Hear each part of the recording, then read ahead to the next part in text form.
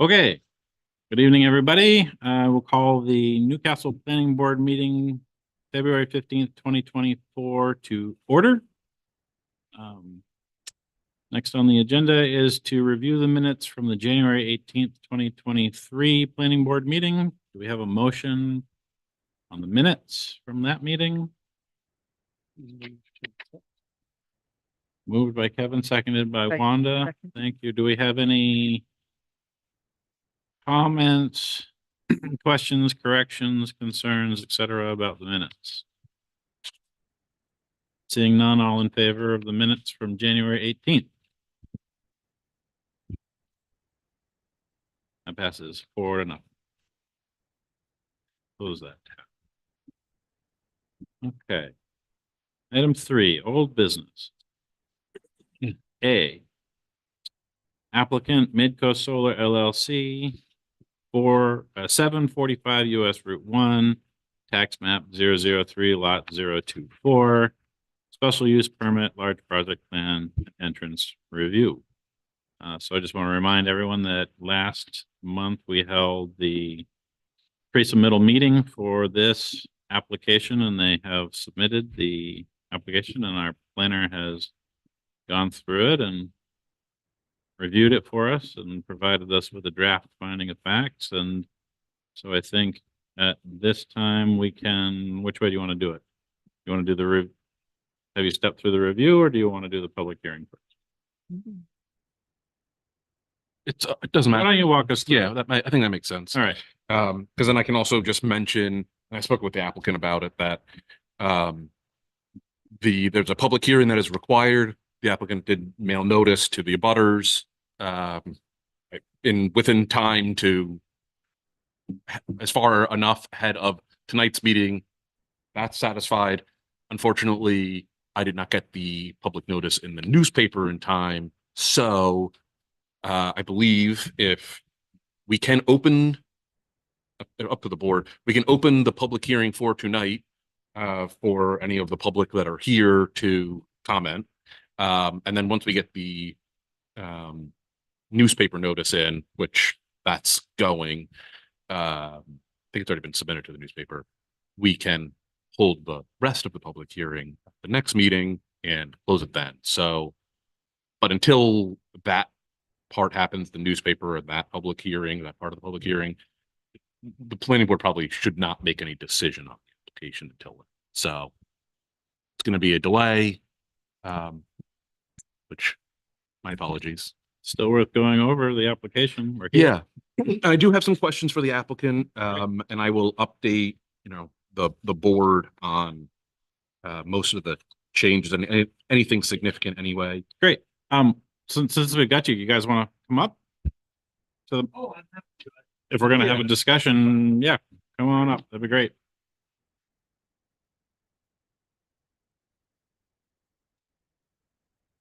Great. So just a reminder, this is going to require special use permit, which the planning board is required to review, and they're the authority on that. It also is going to require large project plan review and an entrances review from the roads, driveways, and entrances ordinance, both of which could have gone to the code enforcement officer. I believe we discussed that last week. The applicant requested that everything, and requested to the code enforcement officer that everything just be handled by the planning board. And George, the code enforcement officer, said, yeah, great. He was happy to pass that along. Subdivision we discussed. I just put a note in here that it's not relevant. So that is great. As Ben said, we had the pre-submittal meeting last meeting. Public hearing and public notice are required. I think I just discussed that. So the standards for review from the core zoning code, there is a requirement that I'm not sure where it is. There's a requirement that it be consistent with the comprehensive plan. There was nothing really specific about this project that the comprehensive plan really said, yes, this should happen there.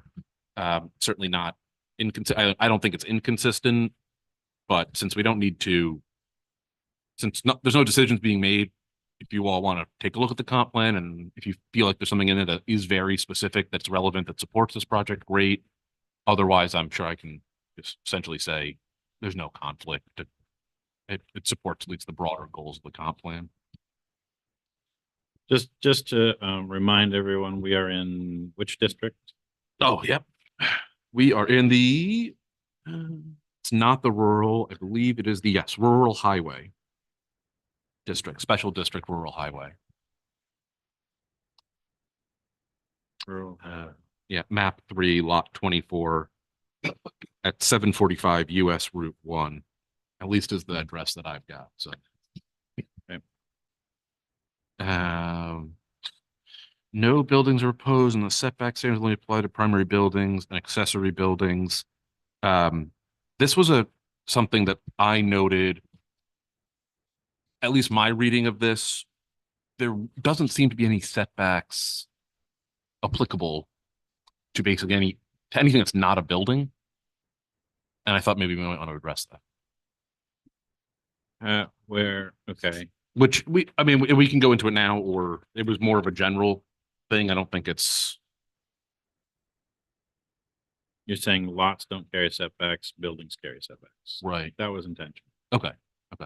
And so, and structures don't, which just mentioned that. The arrays will be more than 15 feet away from the property line, so we'll meet that standard, and we're certainly more than 200 or 500, whatever the front wattage is.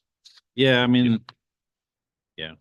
The age-old or question about what constitutes a structure. Mhm. And whether it's, attached or adhered or anchored to the ground in any way. Does it constitute a structure? Is a fence a structure? Is it because it's permanent? It's not movable. It's not temporary. Yeah. So Better safe than sorry in terms of following the setbacks from. Yeah. Like you said, it's not an issue for this. I just wanted It's to not an issue. mention it as I was reading it because it kind of surprised me. Yeah. I did want to confirm what you just did, that the fence is not going to be located less than 6 inches away from the property line. Nope. So that's good. You said it was at least 15 feet away from the property. Yep. lines. So that's. And 6 inches or half a foot, I think, was the standard.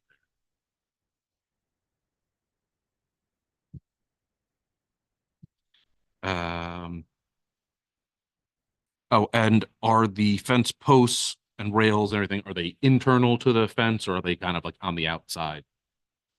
So we'll agree to orient the fencing in the manner that the code calls for, which is oriented towards the abutting property, so that the posts will be on the inside. Right. Okay. Pretty side faces away. Right. Yep.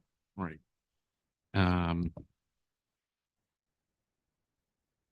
So all proposed fencing is located outside of the frontage zone, and let me see, as long as fences and walks must be constructed of durable natural materials such as wood, brick, stone, painted metal, or have the appearance of natural metal.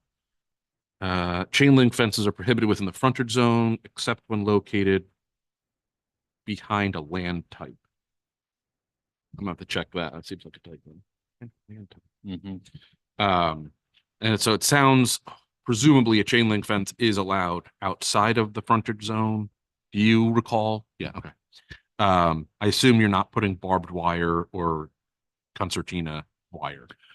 So our preferred will be the agricultural fence, just sort of a wooden based fence that'll be 7 to 8 feet tall. But if we're unable to set those type of fences into the ground there, then we would use a chain link fence.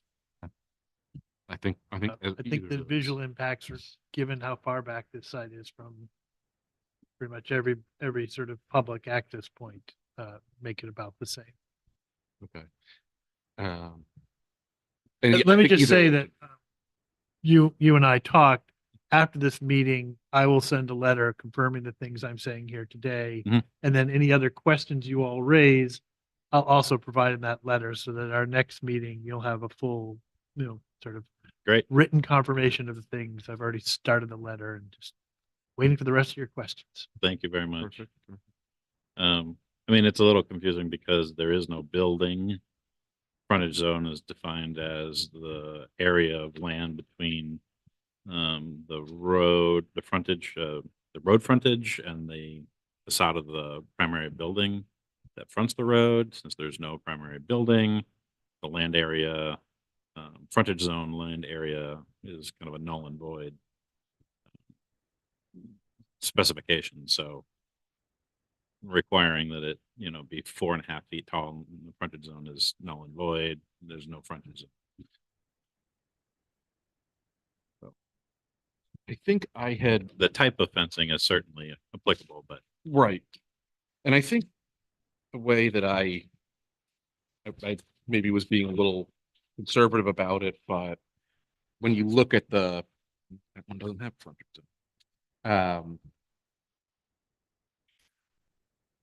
The frontage zone setback, say like 20 feet or whatever it is. I basically just, as long as they're 20 feet away, then there's no way you would be in frontage zone, no matter how you would interpret it. So, yeah, right. There's no way. so What was the setback again to the from the road to the beginning of primary the front setback. fenced area? Oh, it was. Oh, from ours, 15 1,500 feet or something? Yeah, like that? okay, yeah. Yeah, I was thinking like close. 1,600. I mean, it's 1,600 is probably to the nearest residence, but to I the think- road itself, it's about 1,500. 1,500. So yeah, 15, it says in here 1,500 feet and then 1,700 feet to the nearest building. Okay, all right. Yep, great. So, yeah, so that exceeds the 200-foot primary front setback. that's Think we're required, good. So. Yep. There was one, she says, fence and walls may not cross roads, driveways, or parking lots except where lots on both sides of a road or driveway are used for agricultural activities. So there does seem to be a fence that crosses the driveway. So, we're required to have fencing around the facility under the National Electric Code. We will have a gate. I don't know if that allows you to not consider it necessarily a fencing. The gate will have a Knox box. We'll work with your public safety people to make sure they have access to the facility through the Knox box. That's pretty much, I mean, the access road will, get to the facility and stop at this gate, and then there will be, a road after that for sort of moving around the facility. I don't know how you'd want to view this, but Right. I actually think because of the special permit, the planning board actually has discretion to waive things that are, a little bit unusual here. So I think we just take a quick, discuss it. If we need to discuss it, take a quick vote and say that due to the nature of the project and the type of use being proposed, and since we've approved prior solar projects that have the exact same configuration with a fence crossing the road with a Knox box and a gate that opens. Not that that's a precedent because there's no such thing as precedent for us, but I think if we want to do, we get to take a quick vote and say that we're good with that. I'm assuming that provision's in there because of, for fire. Yeah, generally, I exactly. mean, other than Other than that, agriculture where you have a fence, to keep the Exactly. cattle Keep the in. cattle. Yeah. And you don't have buildings up there, so I mean, not that there can't be a fire, but, well, and the Knox box allows right, it lets people in. emergency Right. services in, so. Right. And that's the conversation we'd gone through, oh my God, 3 years ago. Right. When we did the other solar project, it was a long time ago. a little over 2 anyway. It was 2, yes. Anyway, Okay, yeah. I'd make the motion that we do not require this, is that your item 6? No, it is Ye- actually, I think it is item 6. all right, section 8. Yeah. Item 6 is, not applicable for this permit. I'd make that motion. Is that all right? Is that acceptable? Yeah. For the motion. Oh, yeah. Oh, totally. Okay, great. I'll second that. Thank you very much. All right. Any further discussion about it? Great. All in favor? All right. So that's not a problem. That's 4-0. And it may make you know, it may be a change where you exempt driveways, which, you know, I know you mentioned it's private road, but I don't know if we define this, but to me, it seems like it makes sense if you have a road is going to be either public, private road would basically be like at least two properties have an easement or allowed to use it. And a driveway is just like the pathway that's on your property that isn't, that no one else is using. No one else has like an easement on, basically. It's a, so if that's the case, then this kind of fence, like that might be a good thing that gets exempted. Yeah, we should talk about it a little bit more. I Yeah. mean, this is specifically talking about a fence crossing a road. If what we want to talk about are gates. Right. That's a different topic. Yeah. And we can clarify the language. Does that make sense? Yeah. Totally. And that's, let's try not, I will try to not take us too far off track. No, it's fine. Um, I think in general, that was written so that people wouldn't just put fences across roads willy-nilly and all of a sudden you have no access. right. That, All right, sorry, no, so keep going there. that's, okay, so this is under Article 7 administration for special use permit is where the comprehensive plan comes in. Approval standards, it needs to meet the intent of the adopted comprehensive plan. You're on which- page 5 of your On draft. page 5, finding of facts. yeah. Yep. So that, like I said, I'm happy to come up with something that says that it's not inconsistent with that. Although I'd be happy to, which I looked at and there just wasn't anything specific, so. Well, no, I mean, it broadly actually meets the intent. Yeah, Why don't we just read that real quick for anyone that's listening? So I'll do read. you have the comp plan up? No, I'll just read what you have here. You copied and pasted it, right? Oh, maybe I No. updated. Well, you have a quote here. Under C, purpose of the district where the property is located, one intention of the SD Rural Highway District, this is actually quoting from the core zoning code, is to allow new development along the highway in a manner that preserves the rural character. That's echoed in the comp plan in several different places. And I think if you want to, you can reference that, but I'm happy that it meets the general intent because it does exactly what it's intending to do, which is preserve that rural corridor by locating the development back far enough that it's literally not going to be visible at all in any way from the road. Yeah, that's purpose of the district, SD district. Yep. So, which I guess if the SD district or the rural highway district is consistent with the intent of the core zoning code, and the core zoning code is consistent with the intent of the comprehensive plan, then through whatever transitive properties, whatever, it should be consistent with. I So, believe it is. okay, so then the next thing that I've got is on page 7. I think the applicant has requested that providing the town with a copy of the MDOT's approval before a building permit can be issued by the code enforcement officer be made a condition of the planning board's approval, should such approval be granted. I believe you This sent, week we got the MDOT permit. I sent it to you earlier. If you need more, you need a hard copy, I guess I'll put that in my letter for the hard copy, so you have those. that you don't need to send me a hard copy. I believe you, I do have it, but Yep. it's on my desk to look through. I just wasn't sure if it was a copy of the application or it sounds like you got the actual permit. They've already processed it. That's what you have is the permit. Great, Yep. then. I So don't you'd think actually that's like necessary. us to make that be a condition on the, No, you don't need to anymore. I have an MDOT permit. well, I figured you did. Yeah. Right? So Well, I didn't necessarily. at the time, Right. okay, all right. Maybe somebody here works for the DOT. It's always sort of fun to see how long it takes for it to go through the process. Yes, In this particular case, it was a 2-week turnaround for them, which it's was amazing. really remarkable. Yeah. I've had longer. Yeah. So yes, we don't need it as a condition of approval because we have the permit in hand and agreed to adhere to those design standards that are provided in the permit. Right. Yeah, I put that, this was from January 30th when I think I've updated it more recently, but This was obviously from before before I got the permits. Okay. Uh.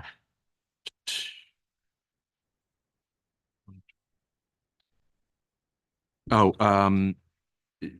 you say that all the surface water flowing or diverted towards the construction entrance will be piped beneath the entrance, or if piping is impractical, a mountable berm, the 5-to-1 slope will be installed. Just wanted to check, is that only for construction? Well, two things. One, is the construction entrance different from what will be the? No. Okay. And I assume that condition will be maintained. Yeah. It's not gonna be removed after. Absolutely. construction. Yeah. Okay. Mhm. So then, I will update that to not only apply to the construction. And is any curbing proposed for that entrance? So there's a standard that the entrance has to have a 35-foot radius along the edge of the intersection between the entrance and the adjacent traveled way. Mhm. Without having curbing, I think you could kind of say it's an infinite. I don't know. There is no real radius there. So That standard was lifted directly from the DOT right. manual, so Yeah, so If the they're not DOT fussed- requires to allow for one vehicle to come in and one go out on these roads. So Right. that's what we'll have as our standard we'll meet. if they already gave you the permit and you prove that you got that, then since our standards mirror theirs, it's not a problem. Yeah, and again, without having curbing, I think it's like you could kind of You could almost draw it however you draw want. whatever Yeah. radius. And the You truth want, is, so. when the paving crew makes that little shoulder or Right. they don't measure it either. So. Yeah. No. But that's code enforcement's problem, not planning. Not our problem. So, It's actually the DOT's problem because they're well, the ones this- issuing the permit. So Yeah. if they muck it up when they Yeah. pay, Yes, right. it's up to them. So it is up to them. So, have a condition of approval on here, which I talked about taking off. The only other really kind of outstanding item is, you'll see that under the conclusions of law, I don't have anything there. My assumption is, unless there's some issues that come up, we can basically go through and just say, it meets the requirements of the large project plan, meets the requirements of anything that's significant. And then I don't see any reason why the board couldn't approve it at the next, as soon as Great. all of the process is done. Yeah. So, Okay. Do you have any further questions or anything you want to add? I don't, but we do have We're gonna open a public hearing here in just a An second. opportunity. Yeah. to- I just didn't know if you wanted to include or anything else. No, I mean, I think Application or- it's pretty much the project I talked about with you last time. The only, I don't know if I'd even call it exception, is that last time we talked, I talked about this being a fixed system, and the applicant has requested that we have it in the language of the application you have in front of you, fixed or tracker system. It won't make any difference in terms of the visual impacts, because again, this project is way out in the back there. There won't be any increase of glare or anything like that. But they would like the ability to sort of look and say which one is going to give them the most efficiency for the area that they're in. I assume there's no issues, but I'd be happy to hear that out. So I think if I could, the one question or concern I think I'd have about trackers versus stationary mount would be height. I know that some of those tracking systems, we've got one, not far from where we're sitting, can get quite tall. In some cases higher than 35 feet, which is a sort of generally accepted standard. Single story construction. Not that that necessarily matters, but the question in my mind is whether it then actually plays into the tower ordinance and whether we would have to consider that. A So tower. I've never permitted a solar project that tall before. Oh, I completely agree. but- They're 18 feet or so, and I'm not sure. That's great. I don't have the tower ordinance memorized. And all I'm saying is we just have to check that language. Completely understand. I will talk to the applicant about what the heights are between the two of them and we'll take a look at the tower ordinance. Yeah. I mean, I think from like, glare perspective, trackers versus ground mount isn't really necessarily an issue. It's literally just how does the town of Newcastle, what does the town of Newcastle consider a tower? Mhm. And I don't want to throw a monkey wrench into the thing, but we also want to make sure that we cross all the Ts and dot all the Is. No, I think that's super helpful. So let us know that. We'll definitely take a look at it. I Okay. mean, I also don't want to go into a new set of ordinances if we I don't completely agree need with you. to. So I completely agree with you. My only question is the tracking system, does it make any measurable noise? no, because it's moving so slowly over the course of the day. The continuous. It's, with the solar systems, the primary noise is during the day, the inverters, which, are described when you're within 5 feet as being the same of a hum of a not very efficient refrigerator. So we're pretty far from any residential or other use. I guess you can tell us if that'll be okay with you in just a minute. Sure. Okay. Yeah, and I know you did provide, and I don't exactly where it is, but other references to other studies where they seem to nail down pretty well what the noise should Sound. be, noise level, and it would be basically kind of fence. So the further away you get, it's Right. gonna be less. So And that, it was, it's an interesting cost, and this is neither here nor there. It's an interesting cost analysis, trackers versus stationary, because you do get a 20% bump, maybe more if you're using what are the pass-through, what's it called? It's the panels, the modules. Yeah. But that means, but they take up a lot more space. Get more space, more maintenance for a tracker than the other one. You've got mechanical parts now. Fortunately, it's way out of my area of expertise, so I don't have to, I don't have to make that kind of cost analysis. Sure. That is interesting. Does the decommissioning plan, which I didn't look at very, very thoroughly, does that include provisions for trackers? If they go that route? So it includes for removal of the equipment. Just broadly. removal. Broadly, based on other studies that have been done, it's the methodology used is the one that the DEP has accepted for their solar decommissioning act permits. And it also includes, it does not include any value from scrap, which in general, those systems that have been old enough that they've been torn down, it's kind of a wash. Because by the time you've taken them out, scrap metal is worth enough to cover your decommissioning costs. We don't include in that because we'd rather be conservative in these things.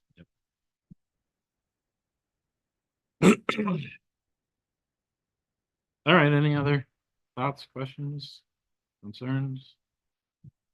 All right.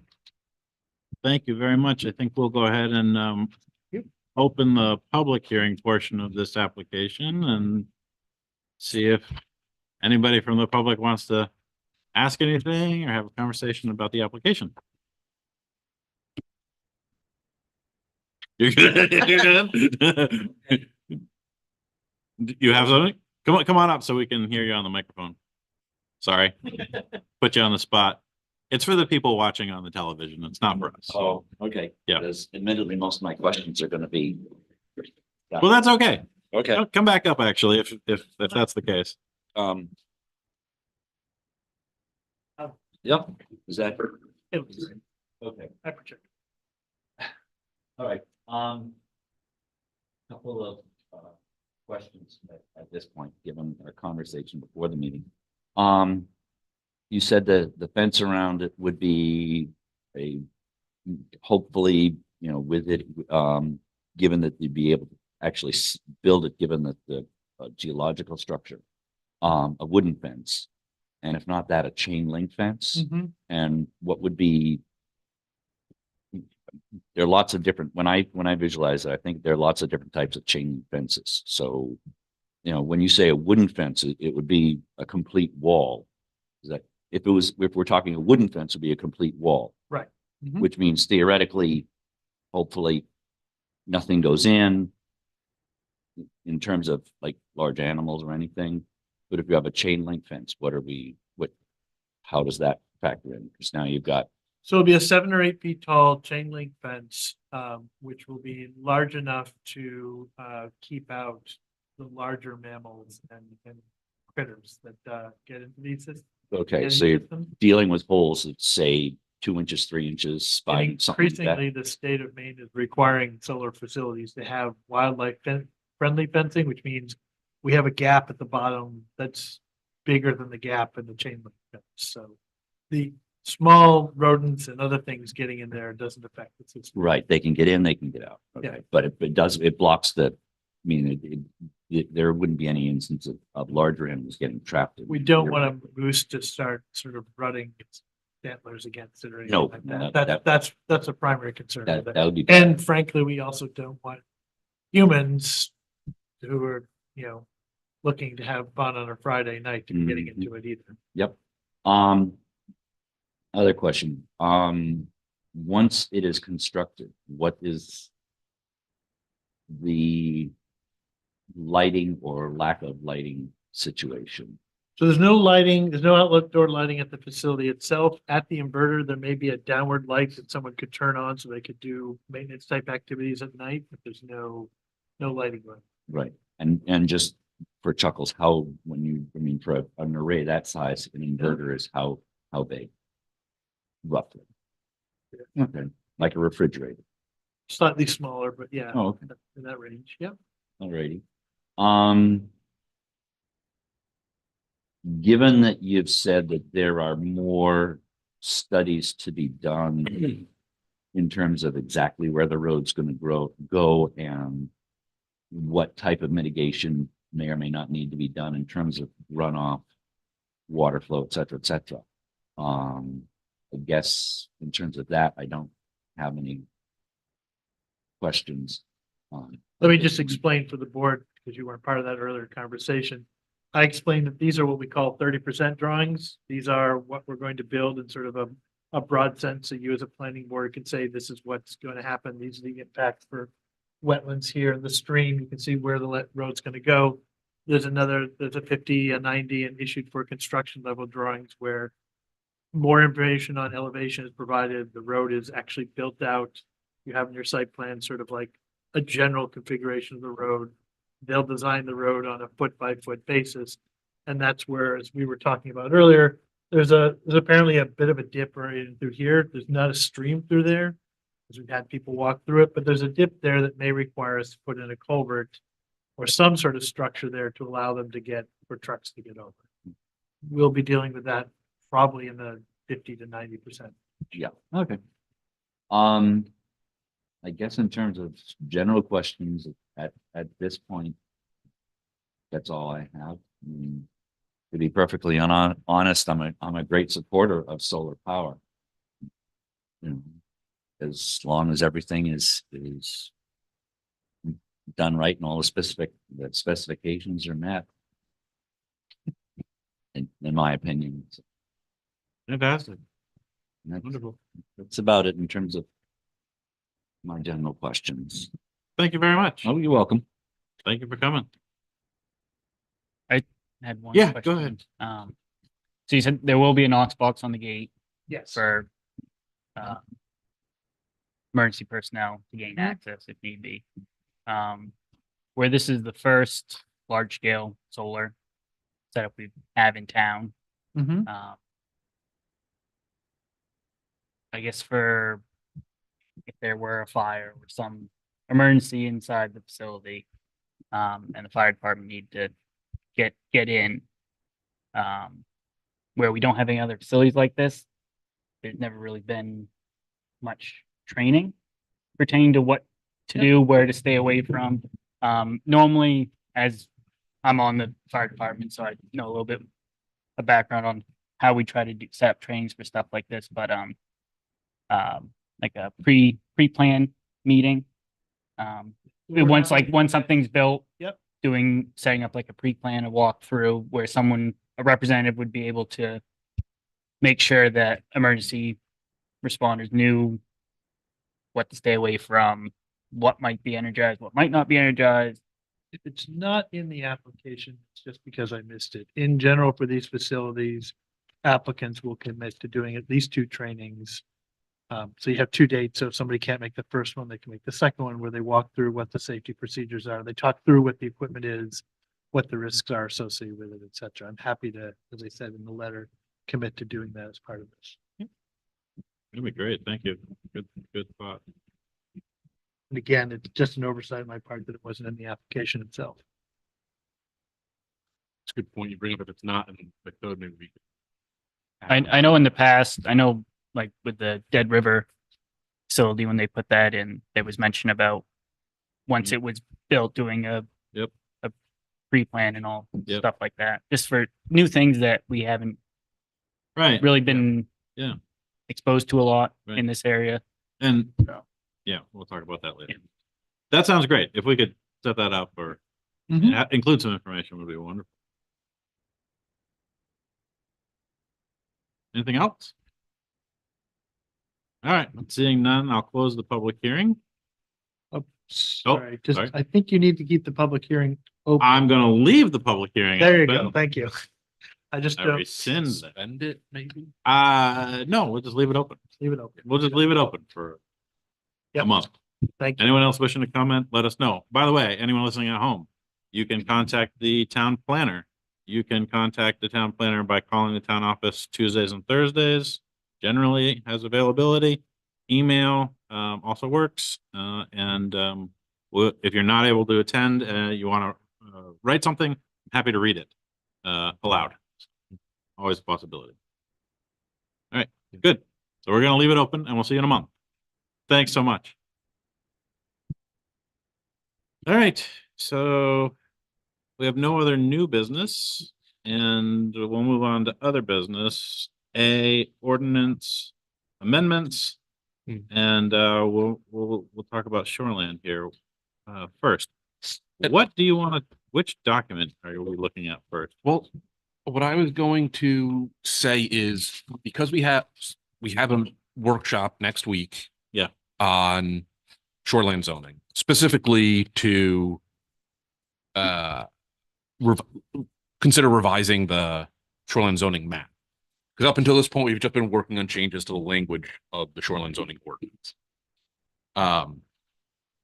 So we have, so much has been going on, so I don't remember exactly when things happened, if it was since the last meeting or not, but we have retained Rumline Maps to basically update our shoreline zoning. Mainly it's just to potentially add a village center district to the actual map, but it's also possibly to update the data that it's all based on. Mhm. So, I think most notably Sherman Lake is still shown on the shoreline zoning map. Sherman Lake no longer exists, so That's right. gonna Yep. update that. And I don't know exactly how. My guess is what was Sherman Lake will end up being wetland, so it won't actually hopefully change too much of what people's actual property, like what's in and out of shoreline zoning, but we'll see. Was Sherman Lake resource protection before? I believe so. At least some of it was, and so we're kind of going to revisit that and just make sure that that's all correct, with just more accurate data. So I'm hoping, if anything, not that it'll get smaller necessarily for the whole district, but we'll be able to know like why this is in resource protection, and so I wouldn't expect most of that to change really, except for like finer detail on the line. So that's what's happening at the next meeting. I figured we can also discuss any of the changes to the ordinance then. Okay. You've already seen most of the changes to the ordinance. I was talking to Ben just before the meeting about the hazard trees. Hazard trees that I spoke with George to confirm. He was very much of the same mind as I think what the board was thinking at the last meeting, which was require permits for managing hazard trees and I think it was dead trees or there's two things they put under there for hazard trees. Anyway, they updated that, so it's going to require a permit. All the standards are the same. It's just you have to ask or make sure you have to meet the standards with George. Can you just, we've mentioned it a couple times. We have a workshop next week, Next week, Thursday, Thursday, the 22nd. is that? Yeah, 22nd at 6:30 here. I believe that was in the newspaper last week and it should be in the newspaper today. Great. I'll have to check on that. So yes, we can do that. There are some other changes that I made. They're mostly unsubstantial. It was just trying to make sure that things are consistent. So in a lot of area, like what I noticed today was something that said, in areas adjacent to tidal areas, the ordinance is not, tidal areas doesn't really mean anything. What they do define as tidal waters. And so I went through and basically said, okay, if it's adjacent to tidal waters, then that's what we're going to say, or non-tidal waters, that's what we're going to say. So it's things like that that shouldn't change the meanings of anything. It just is accurate. I did. Love that. Yeah, and so we can go through all of that. It'll be very exciting next week. Thrilling. But I do want. Thank you. But this is.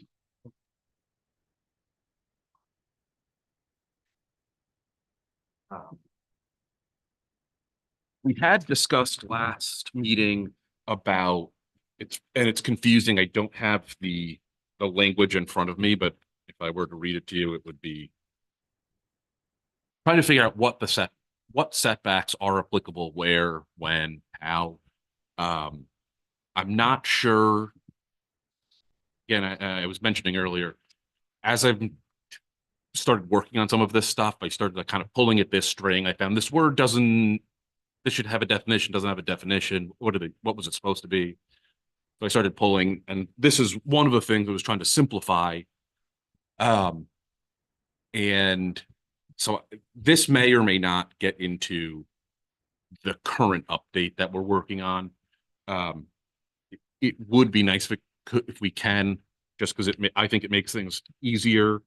But what I started trying to determine was what bodies, well, shouldn't say bodies of water features are regulated by this code, and everything falls into water bodies or wetlands.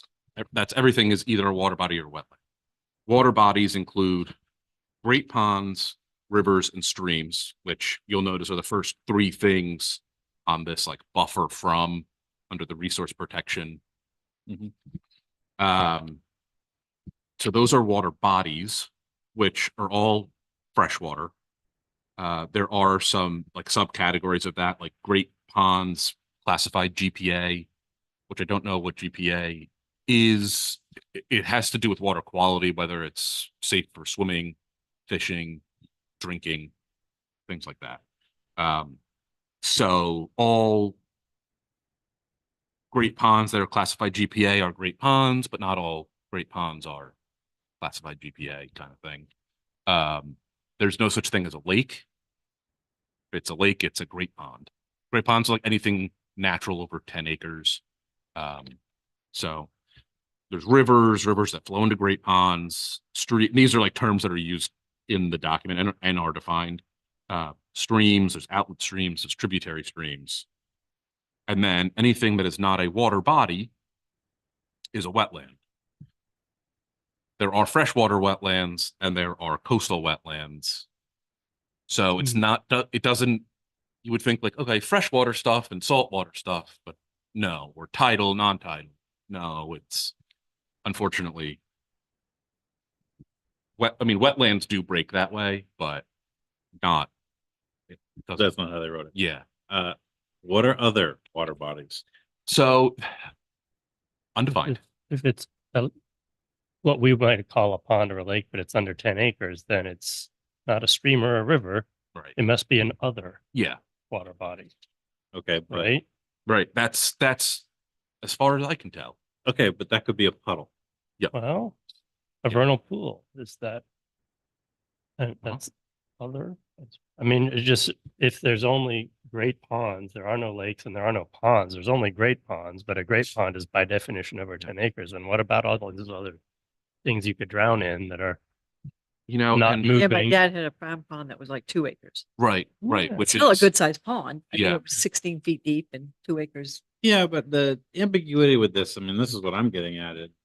In dealing with people who've done resource protection delineations for me in the past, they want to break on the side of, oh, hey, this little 2 inches of water that runs off the road when it rains and collects here is, Right. you got to be 75, 100, 250 feet away from it Right. with anything. You just build when it's not raining in the dry season. Mm-hmm. and you know what? I'm realizing that this I'll have to read the language in here because it does say other water bodies in the shoreland zoning, but I may have added it in to this table in places that it is not doesn't belong. Okay. And so I'll have to check on that. And make sure that it's that I'm not adding more restrictions because I don't want to add more restrictions, just want to make them clear. Or we have to, Right. or we have to do some kind of definition on what other water bodies consist of, Right. just not leave it vague. Yeah. And that's You have to Or have, consists of and does not consist Right. of, which is what I'm getting at Right. is like, sometimes in order to define something accurately, it isn't enough to just define it. You have to say the things that it specifically is not Right. as well. Right. And that may be more clarifying than trying to define what it is. right. right. Sometimes. So yeah, other water body is not defined. Water body in the shoreline zoning district is defined as any great pond, river, or stream. So this is where it's a little bit. So it may not apply. Maybe it may not apply to like those things that are, if you have a 9-acre pond, not a great pond, not applicable. So I'll have to check and I'll run that by Colin Clark, who's the district representative on this, contact on this. Because that was my first take on it, but that it would be all the smaller things. So, Ironically, much, much, much easier to get a permit to build a great pond. To build a great pond. Much, much, much, much. yeah, because great ponds, I left some stuff out. Great ponds are natural water bodies that are over 10 acres See. or So there's no such thing as building a great pond. or existing or wholly created or existing expanded, artificially expanded or wholly created artificial bodies of water, ponds that are over 30 acres. So a great pond is either just naturally 10 acres or above, or artificially 30 acres. I had a fascinating conversation That's- with the that's guy at awesome. DEP 20 who was acres. like, yeah, No, he was like, can't do it. basically you want to go out and build a 30-acre pond, go for Don't start it. Don't try for 20 though. it. Just Right. build the dam a little higher. I was like, permitting? He's like, meh. And actually, it does specifically exempt bodies of water features, whatever you want to call it, over 30 acres that if all of the land around it is owned by one entity. Mhm. You mean you're not allowed to flood the neighbors? Right? Why Yeah, not? I mean, I guess essentially it's not right. If you were to do that to sell off lots, great pond. If you do it and own it all by yourself, not a great pond. Yeah. No, Okay. Yeah, right. It doesn't make sense. So this It was really my doesn't day. make sense. Yeah. Somebody better educate the beavers. But so Right. I mentioned that because I wanted to try and break all this out. There are some other, there's two other kind of issues that this does not kind of start to address, and that is um, water uses. So like water, what do they call it? Functionally water dependent uses, Mhm. because those are allowed to be 0 feet, and what we can kind of specify, and you'll notice that I know maritime is on here. We can specify which, not what water dependent uses are, but in which districts they're allowed to have a 0-foot setback. There's also the issue of water dependent uses needing to be buffered from water features that they do not need to access. So if you need to access the ocean, but there's also a stream that's right next to you. Like you need to be buffered from the stream, but not from the ocean, which you need access, pick a use that might make sense. So, yeah.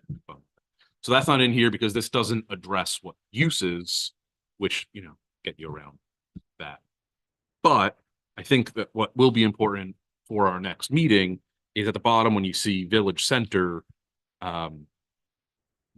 this, you can have a buffer of 25 feet in the village center if you use as long as you're served by sewer. Mhm. And so that's kind of what this workshop is going to be about on Saturday, is figuring out where do we want a village? I think actually we do want a village center. I think that's been just kind of Saturday? on Thursday. There's, Thursday. You Did I say said Saturday? you did. And I freaked out for a minute. Sorry. That's okay. Next Thursday. Next Thursday. Great. At the workshop. Thank you. Next Thursday. Yeah. On the 22nd, deciding where a village center district might be appropriate. I'm bringing a map that's going to be of the downtown because I figured that's where it makes sense. But the specifics of include this lot, not that lot, is what we can discuss. Also, maritime activities. We do have a maritime activities zone in the ordinance and on the map, where village center is in the ordinance, not on the map. Mhm. That one also, we can discuss if you want to expand it. Mhm. No. And that, we can get into the specifics of what will go on in either one of those. So I just wanted to give you that, hopefully start to digest the kind of convoluted nature of it. This is honestly fantastic because this is one of the most confusing parts of Shoreland is what are the setbacks given XYZ. Mhm. So you don't think you're going to be able to get this table into? It's what I discussed with Kevin today was, because we're working on this and we're working on LD 2003, and there's just a lot going on right now. So we know we want to get the stuff in shoreline zoning that the state said has to be in there. Yeah. We know we want to get there's some other changes that we discussed, like shifting timber harvesting up to the state to administer, still keeping all the same standard, but the state's going to administer it. So there's stuff like that we've discussed and said, yeah, we want to change this. And I don't remember what all of them are. I do know that the hazard trees, that's done, which I'll share with you all. I think we can get that in there. What I discussed with Kevin was stuff that I'm fairly confident is not breaking something else in the code. We should move forward on. Mhm. This with one of the reasons that I started digging into this today, because I went and I sat down and was like, I need to make sure that we got hazard trees dealt with, is it talks about within the buffer zone from the shoreline buffer. I don't think really exists, and I wasn't sure if that meant within the shoreland zone, which is 250 feet. So are we saying you're not allowed to deal with hazard trees anywhere within 250 feet of any water, basically? Or is it like within these kind of setback areas, like anywhere you're basically allowed to put a structure, principal or accessory structure, you can also then hazard trees aren't really a thing. And that's what we need to make sure we're consistent on. Because Where did you land? where I landed was, I think that hazard trees, you are allowed, hazard trees are only regulated within these buffers. Out like beyond this buffer, like if you put a house there, hazard trees aren't really, they're not regulated. Which is kind of how everything else is. So, but I want to go back and check, and this is why, because I don't want to just like cut this out or whatever. I mean, the state's going to say, no, you can't do that. You can't do it. But I just want to make sure that I'm not creating more problems. I'm going to go through and see if this fits and it can just be in there and make sense and be consistent with everything else. Problem is, like I said, sometimes you start pulling at one string and all of a sudden other things start falling off and you're like, okay, this is more. So I don't want to hold the whole thing up just to make it more clear and more usable. But I just want, one of the things you just said, and I know you just said a lot of stuff and it might be very confusing. And I just want to make it clear for anyone that might be listening, because it would be a major shift to suggest that hazard trees would be regulated in the entire 250-foot shoreland zone. You're saying that that's not how it, That's not the common understanding. yeah, right. Okay. And that was why I started thinking, like, that doesn't seem right. But shoreline buffer, not, I don't, it's not defined. It's not really it's not a term in there. So that's why I said, like, I want to make sure this stuff's consistent. This is why I started going through, like, I didn't print this out for you all, but like, again, these aren't all the definitions of the ordinance. This is just the definitions relevant to like water bodies, basically. Right. And so the first one on here, I put shoreline buffer and came up with what could potentially be the definition to use to make the hazard tree thing make sense. Because I think the assumption, which makes perfect sense, but it's not really, I couldn't like write why, I couldn't reference stuff that says like, here is why this makes sense, because they're just words that are in there that aren't really defined. Yep. I think it makes sense that within the limited residential from great ponds and rivers, 100 feet, but in stream protection, it's just 75 feet. It's what everybody kind of knows as shoreland zoning. Yes. But if you read it, it's like, it's not really clear. It's all of shoreland zoning or just like the right restricted parts of shoreland zoning or more restrictive parts of shoreland. So that's why it would also be a tragedy to, there's another thing you said I just want to make clear. That regardless of whether there's a building or a structure within the shoreland zone, outside the buffer or even inside the buffer, that it doesn't matter. These setbacks for dealing with hazard and dead and dying decayed trees is not dependent on there being a structure on the property. No. Okay. But I think this is separate. I think most people kind of understand or it would make sense to have that be consistent of saying like, can you build a house here? No, you're too close to the water. Can you build a house here? Yeah, you're far enough away from the water. Can you cut down a hazard tree here? Yes, with a permit from the code enforcement. Can you cut down a hazard tree here where you were allowed to put that house? Yes, Yeah, without a permit, right? I think that I mean, we could make it so it's not that, I would think. No, we could make it more restrictive. What you just said is what we need to just make very clear. I think that keeping it Am I right? consistent is. No, I think so. Okay, I just I think it that gets makes so sense to me. confusing. I know. Yeah. I think it does. I just And I don't. want to make it make sense. Thank you. So, Yes. So I just I bring that up because stuff's not super. clear. And one of the weird things is, I think I mentioned, so this is not, this is, this stuff doesn't break up by title, non-title. Right. There's uses, or it's mostly for residential, but uses do in some ways break up by title, non-title. So there's different kind of buffers there, or actually you have different density standards, title, non for houses. So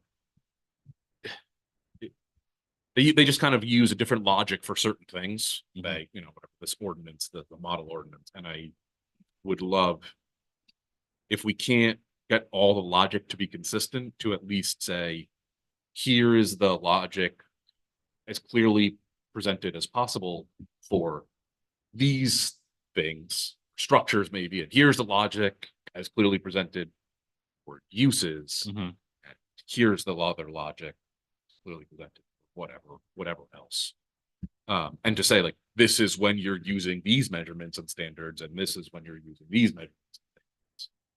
Because Because the way it works right now is sometimes it's kind of like, well, whichever standard you find is the one you go with. Or whichever one you find first is the one you go with.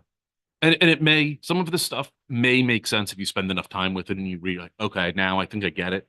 The problem is, you also have to think about like enforcement, and you can't, I can't expect me or anybody to like have this stuff memorized. And the easier, clear, simple, more simple it is, the less likely a mistake's going to get made, or that someone's going to do something thinking it's right, it's not. So Right. that's a whole bigger thing. But Okay. yeah, Good. questions on that? We'll be at the whole meeting in a week for shoreline. So Well, let's deal with it then, unless anybody has it. Okay, um, so moving on to LD 2003. so I think I explained to you, what I sent you is a chopped kind of stripped down version of the core zoning code. Really, it's just like a textified version so that I can track changes. Mhm. Which, yeah. So Well, let's start by setting the stage. What is LD 2003? What are the general requirements? And what is the thought process behind how to get us there? so, right. This has been just on my mind so much I forget that It's not everybody as deep into it as you. Yeah, Yes. yeah. But I know I mentioned it, and LD 2003 is, it was the bill that was passed a year plus ago, state level bill that was passed that basically is meant to encourage more housing across the state. Whatever the intentions were. It has four parts that are important for us. One part for the state, which is they need to figure out how much housing is needed, but for municipalities, and I sent you that a handout from the DECD Yeah. that they tried to simplify what was in the law. So the four things are basically they make ADUs. We can get into make accessory dwelling units. Everybody essentially is allowed to have an accessory dwelling unit. And I'm painting with broad strokes. We can get into the details, but so you're allowed to have an ADU. You're allowed up to 4 units in some places, up to 3, up to 2 in other places. You or whatever property owner is allowed 2.5 times the base density for affordable housing. And there's some other accommodations for affordable housing. And what am I missing? Something I'm missing. These are the big ones. Yeah.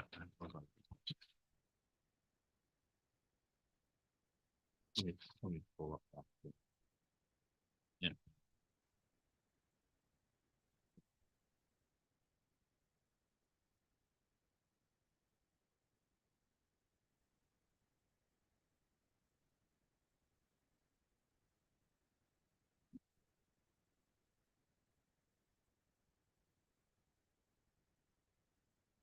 Affordable housing, ADU.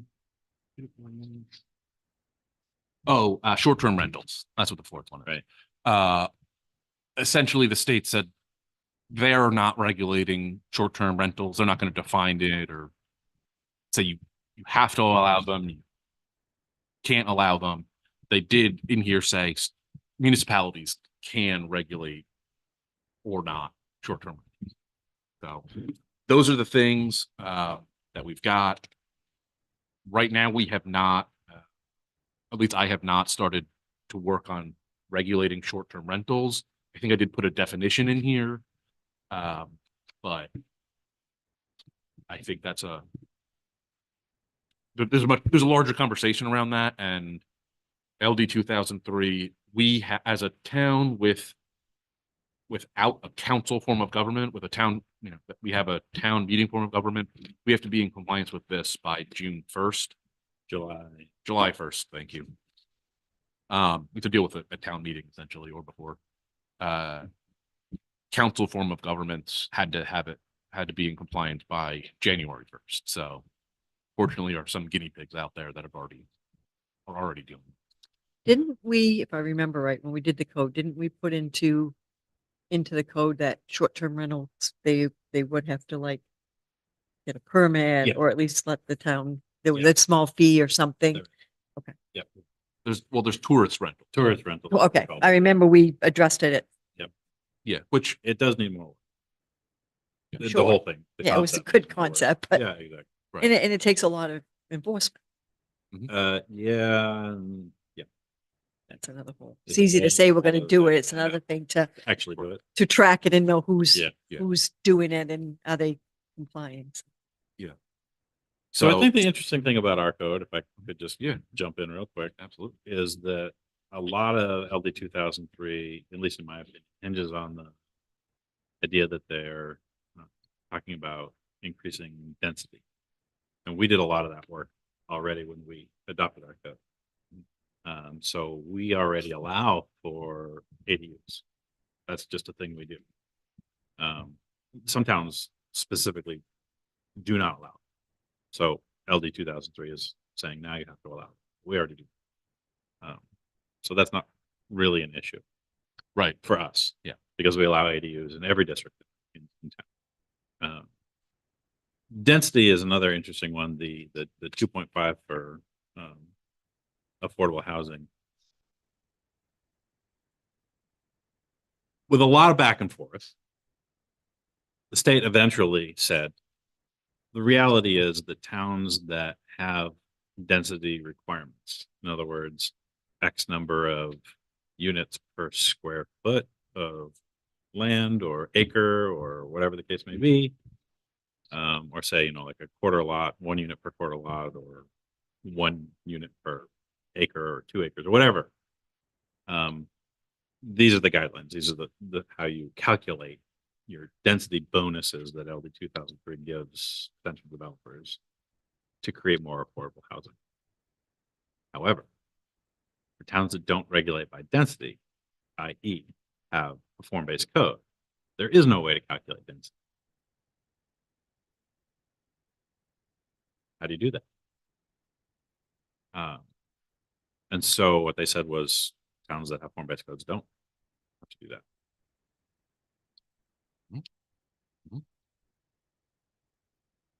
And the only real tripping, and I don't want to steal your thunder, No, you steal away. the only real tripping hazard with our code in order to be like completely compliant with LD 2003, well, more or less, is the fact that in the rural district in particular, we have a 1 acre minimum, which is a density metric.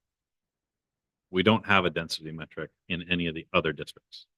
It's only in the rural.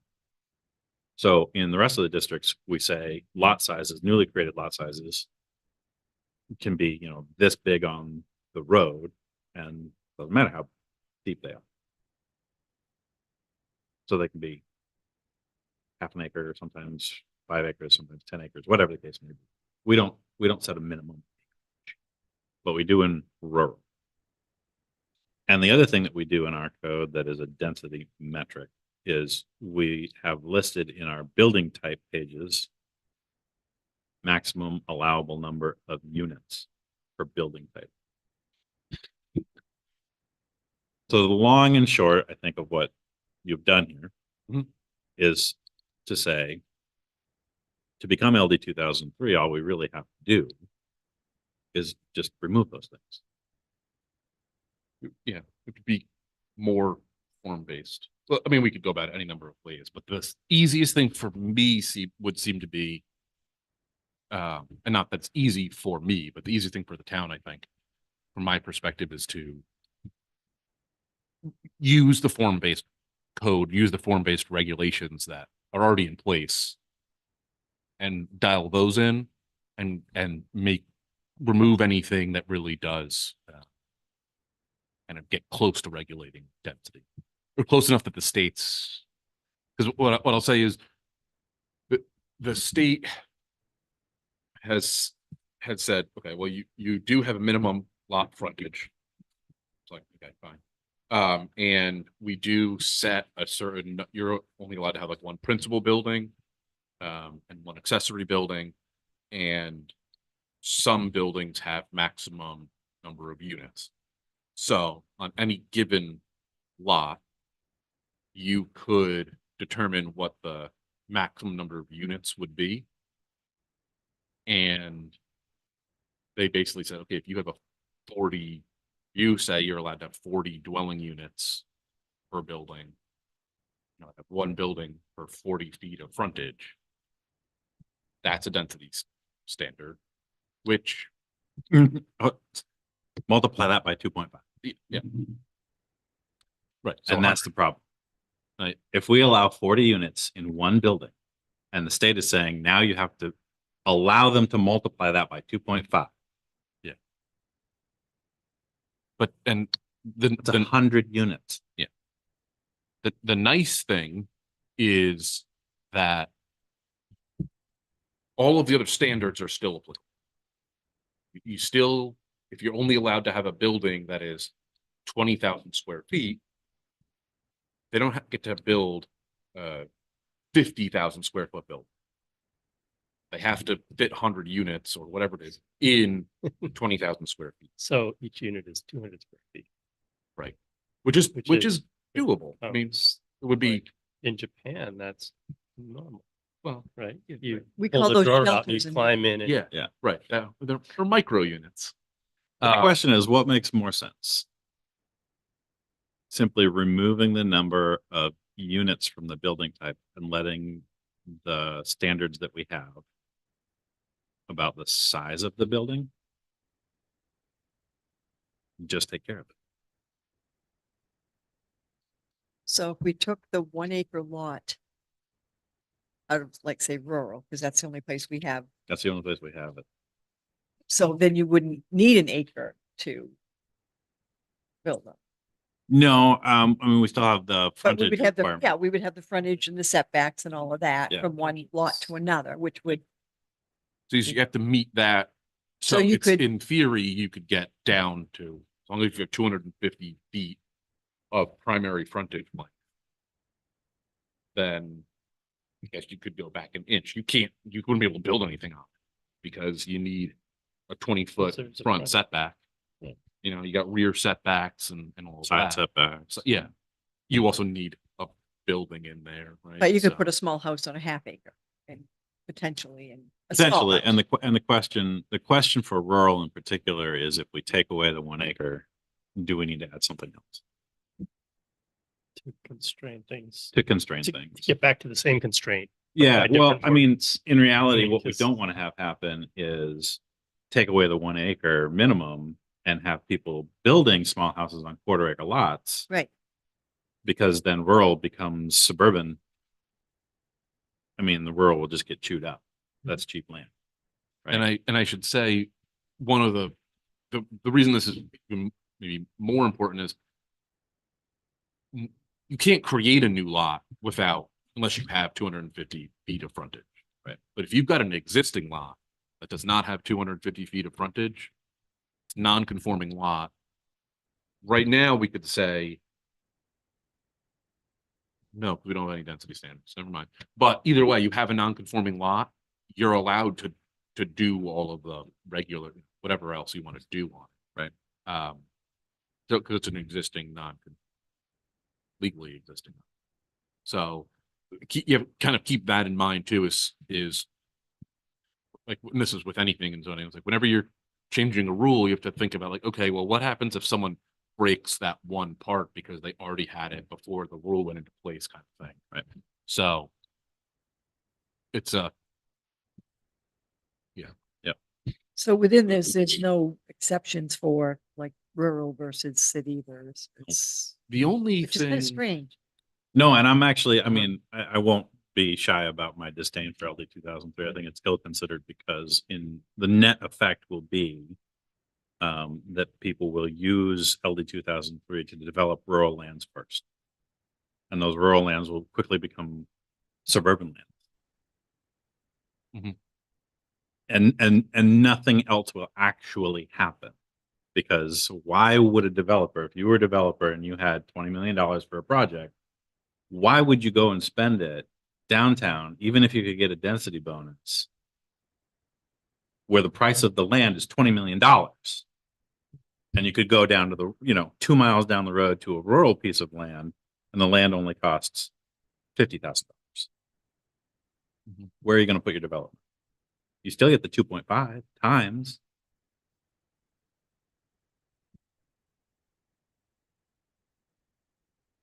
The only, yeah, I mean, that's a concern.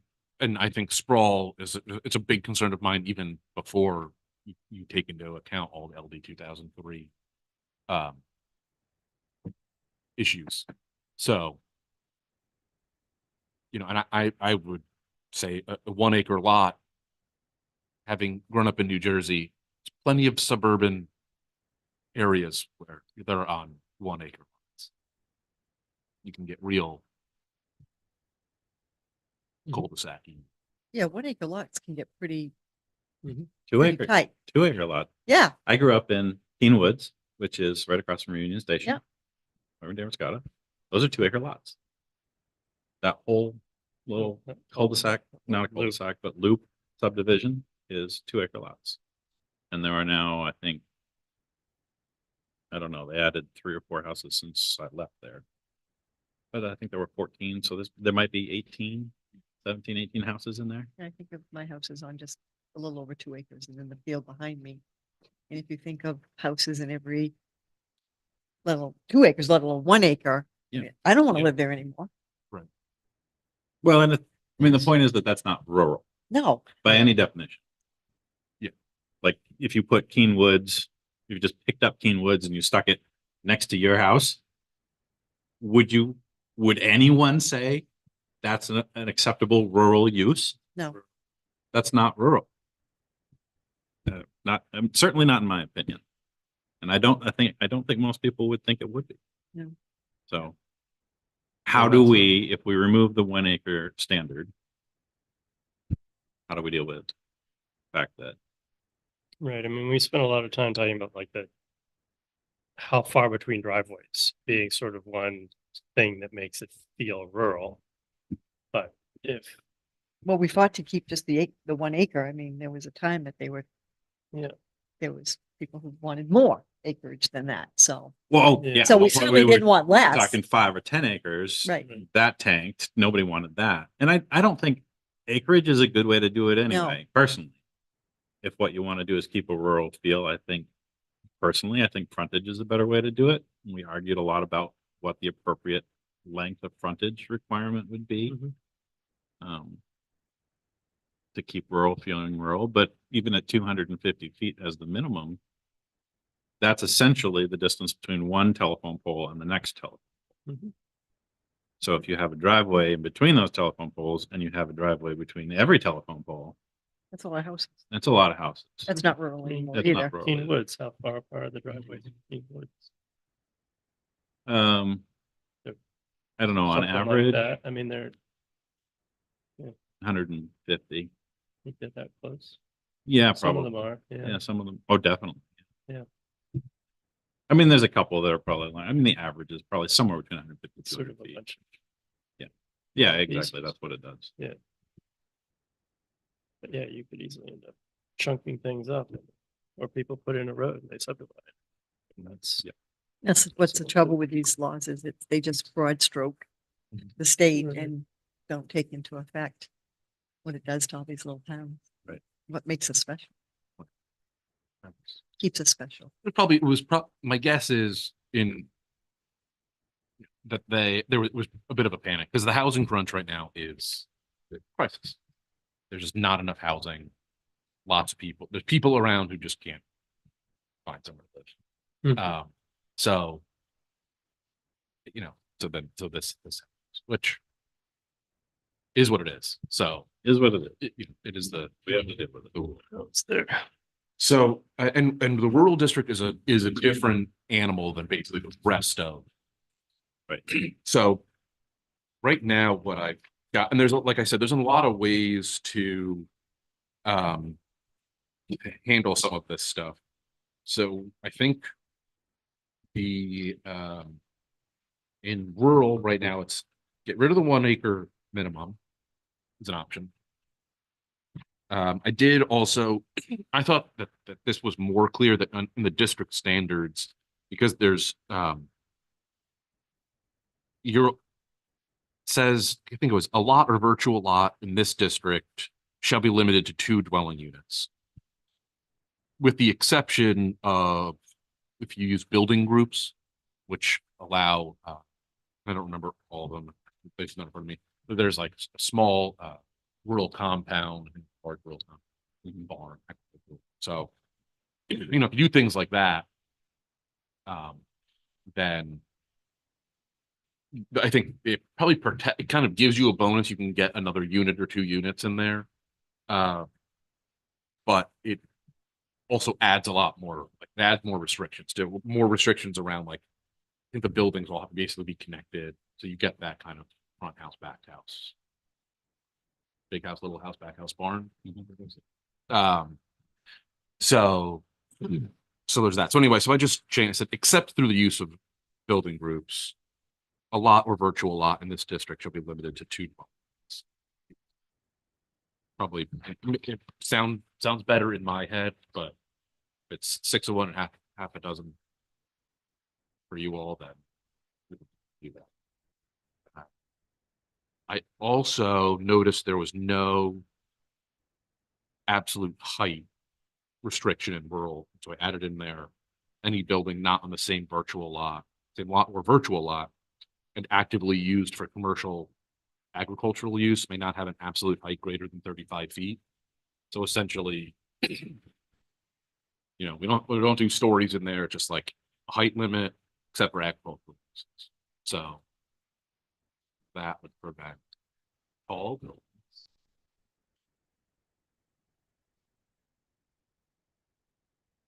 And again, 35 feet, is that 2 stories? So, three, it's kind of. so we don't do that in any other district. Yeah. Because the rest of the districts, we regulate the building types by number of stories. Mm. And the more I've thought about this, the more I've just said, to myself, God, why don't we just bite the bullet and propose general building types for rural, just like we have for the rest of the districts? Because you can say agricultural, but then there's, I think of, like people with gravel and sand and they got big trucks and they got to get them in big buildings, and some of those buildings are pretty tall just because you got to have big overhead doors and if you have storage upstairs, Mhm. I would think it could be, I don't know, maybe I'm thinking 35 feet isn't this. 35 feet is That's pretty Pretty tall. Pretty yeah, tall It building. is pretty tall. I mean, even if, Well, I'm mean- thinking of the garage that we just built, and the tallest door is like 14 feet. So if you double that, that's still not 35 Still feet. under. So yeah, so then when I put it in that kind of perspective, then I'm like, okay, 35 feet, just to give you the example. Yeah, no. You've been inside my store, right? Yeah. So the Homeport building, when you walk in, from the floor to the acoustic ceiling is 18 feet. Right? And the roof is essentially another 18 feet. Yeah. To the peak. So that building is just over 35 feet. Yeah. That's, Well- that's a big building. Lyman Morse, our big building, the door is 35 feet. Oh, It's a big building. that is a huge building. It's 160 feet inside. That's a big building, Well, when I- 35 yeah, feet. like putting our- At the doorway. I mean, Like it goes double up from there. Putting on a big door on top, it's still in. And, That's you know, fine. 35 feet is just like, you know, common a number. number around. I think the rest of the. That code would be a doesn't huge use ship route. kind of Big, thing, uh, Yeah. big Okay. stately. I think the rest of the code doesn't use that kind of absolute No, height standard right, because it's a little ham-fisted. right. But you could do, like the consultants that sort of go around. There's a whole bunch of barns, nobody objects to barns. How Right. tall are they, really? I don't know. Yeah. That's a big barn. Okay. So, How big I is mean, it? so one of the thoughts, I mean, we have talked about rural, specifically you and I talked about rural for years now. Now we've gone back. And now we're back because we got to deal with this. So one of the thoughts I had was if we were to put in the generic building types of single unit residential and multi-unit residential, allowing for duplexes and triplexes essentially in rural with adequate frontage. Could we also come up with a concept of a special building type that would require a special permit that would allow for the creation of these building types that you only generally find in rural that are either like specific in use or commonly found, for a historical purpose that aren't generally found in other districts of the town. And that would put it through a special permit review process that would allow for things like a taller barn than what we've got listed as the residential accessory building type. You know what I'm saying? Mhm. The residential accessory building type, I think, is a 30 by 40, which for most people, like that's a big garage. That's a big garage. It's a 3-bay garage, right? Big, 3-bay. Yeah. But if you need to build a barn, you need to build an airplane hangar. You need to build, Mhm.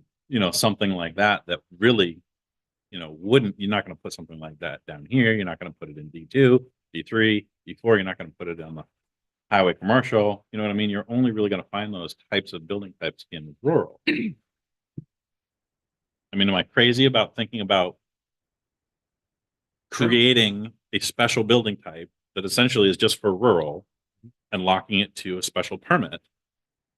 Because it kind of exists outside, the normal building type measurements that you find, like if you walk down Pleasant Street, if you walk up Linden Street, if you go down, Stonebridge Circle, those buildings are relatively all the same size. And if you're gonna build that kind of a building, you're gonna have to have some land to go with it. You're not gonna build that kind of building without a specific purpose, which would most likely require I mean, acreage. yeah, and we're specifically saying that it's a non-agricultural building because we've already got agricultural buildings exempted. So if you're doing anything with livestock or if you're doing anything with agriculture, your building But a is hangar is, exempt. if you got a nice But a big hangar, field and you right. wanna put a runway You want to put a in, runway in where I don't know what the case may be, No. a lumber mill. You put in a lumber mill, you need a big building for lumber mill processing or whatever. We don't have a way of necessarily handling that right now. Other than through the use standard, which would already go to a special permit. Does that make sense? Yeah. And I think a lot of what, I think, I'm understanding, not even really talking about dwelling units for a lot, for this kind of building, special rural building. no, I can't, No, it's no, not. they wouldn't be, they would be storage or Right, whatever, wouldn't Right. be dwellings. which. Not to say it couldn't have a dwelling unit in it, Mhm. potentially, but that wouldn't be the primary. Right, which Focus. I think kind of removes it from the LD 2003. Well, it allows more flexibility because LD 2003 doesn't really address it. It's kind of caused by LD 2003, or we're having this conversation because of LD 2003. But I think it's not as though LD 2003 is going to say, you know, you have to allow 2.5 times bigger building. Than, Right. You know, this does like it. Yeah. Yes. So I think there's some other considerations that, Yeah. you know, we have more flexibility with that kind of potential building than a lot of people. I think so. It's just a thought. If we put the generic building types in the rural district, it would simplify things a lot. Get rid of the 1 acre minimum. Stick to the building types, because realistically, if you have if you max out a single unit residential building, 250 feet of frontage, you've got your front setback, you've got the depth of the building, you've got your rear setback, you're about at an acre anyway. By the time all that is said and done. You know what I mean? Just Mhm. managing those numbers. Mhm. Now you could build a really tiny, shallow. Not sure we're building really tiny houses. Yeah, exactly. But so that actually gets at something else that I wanted to talk about, which is this idea that we need to actually have a couple different building types. And we don't need to get into it now, but like there's one use case in rural that keeps showing up and people keep asking for, which is this idea of having a disconnected house or Mhm. a small series of tiny houses. And right now they're just not permittable. And it's one of the places that people absolutely want to do them. They don't want to do them in other districts. They want to do them in the rural. You know what I mean? I think the multi-building single unit Multi-building single unit. is something that particularly I get in the rural, because you want to be out, if you're going to be outside a lot and you want to do that. And we've already got some. I mean, Sure. they already happen. You know, you've got the bunkhouse here, you got the bathhouse here, Mhm. you got the kitchen over here. They're actually separate buildings. One unit. Right. You have like Right. one kitchen. Not my idea of fun, but One disassociated unit, And yeah, like. Yeah. Yeah. Right. distributed unit or something. it's called Deconstructed. compound. Where you have like the common area and then. Yes, exactly. You got it. And we do allow cottage courts, I think, is a building type, We do not allow it in the rural, not in the rural. which is another thing. If you wanted to do, you know, you could do a tiny house, but if you wanted to do, you know, 3 Cluster. tiny houses, you couldn't. Because you're only allowed one primary building. So, which does, and we can certainly come back to the rural, but the other districts where we had tables, and you may all, I also just want to make, because this keeps popping into my head. So for anybody who's listening at home or watch this, all of these changes that we're talking about now have to go to select board, have to be voted, be put on the warrant. There will be a public hearing and would have to be voted. 2 public hearings. And yeah, and have to be voted on at town meeting. Right. All of this right now, at least the track that I've discussed with Kevin, is to be at the annual town meeting, the main one that's in June. That because of timing. So that's probably when these changes would be considered, but same process as changing any other ordinance, well, any other land use ordinance, because land use ordinance requires planning board, public hearing, other ordinance.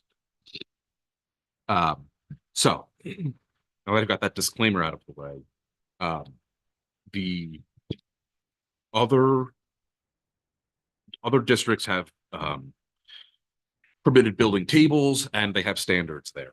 What I have essentially gone through and done was I've updated. I did a couple of things. One, I tried to make all of the permitted building tables consistent with each other, because some of them, when they had like smaller, I think for this like neighborhood residential one, there wasn't a max square footage row. There wasn't an upper floor height row. It just said floor height. So I added some rows to make them all kind of line up so you can compare apples to apples. But getting back to the, how many units you allowed in some of these buildings, if we're going to do form-based code, if we're going to lean more into the form-based code, what I've gone through and done is remove the maximum number of units from the larger buildings, which I will come back to because I had some thoughts about that. But and revisited all of the building width and depth and number of stories. The number of stories really isn't changing too much, but the width and depth, so that you basically got this kind of building envelope. And how many square feet can you actually build? And then it's kind of up to property owner how many units they want to squeeze in. So why did you leave the row for number of units at all?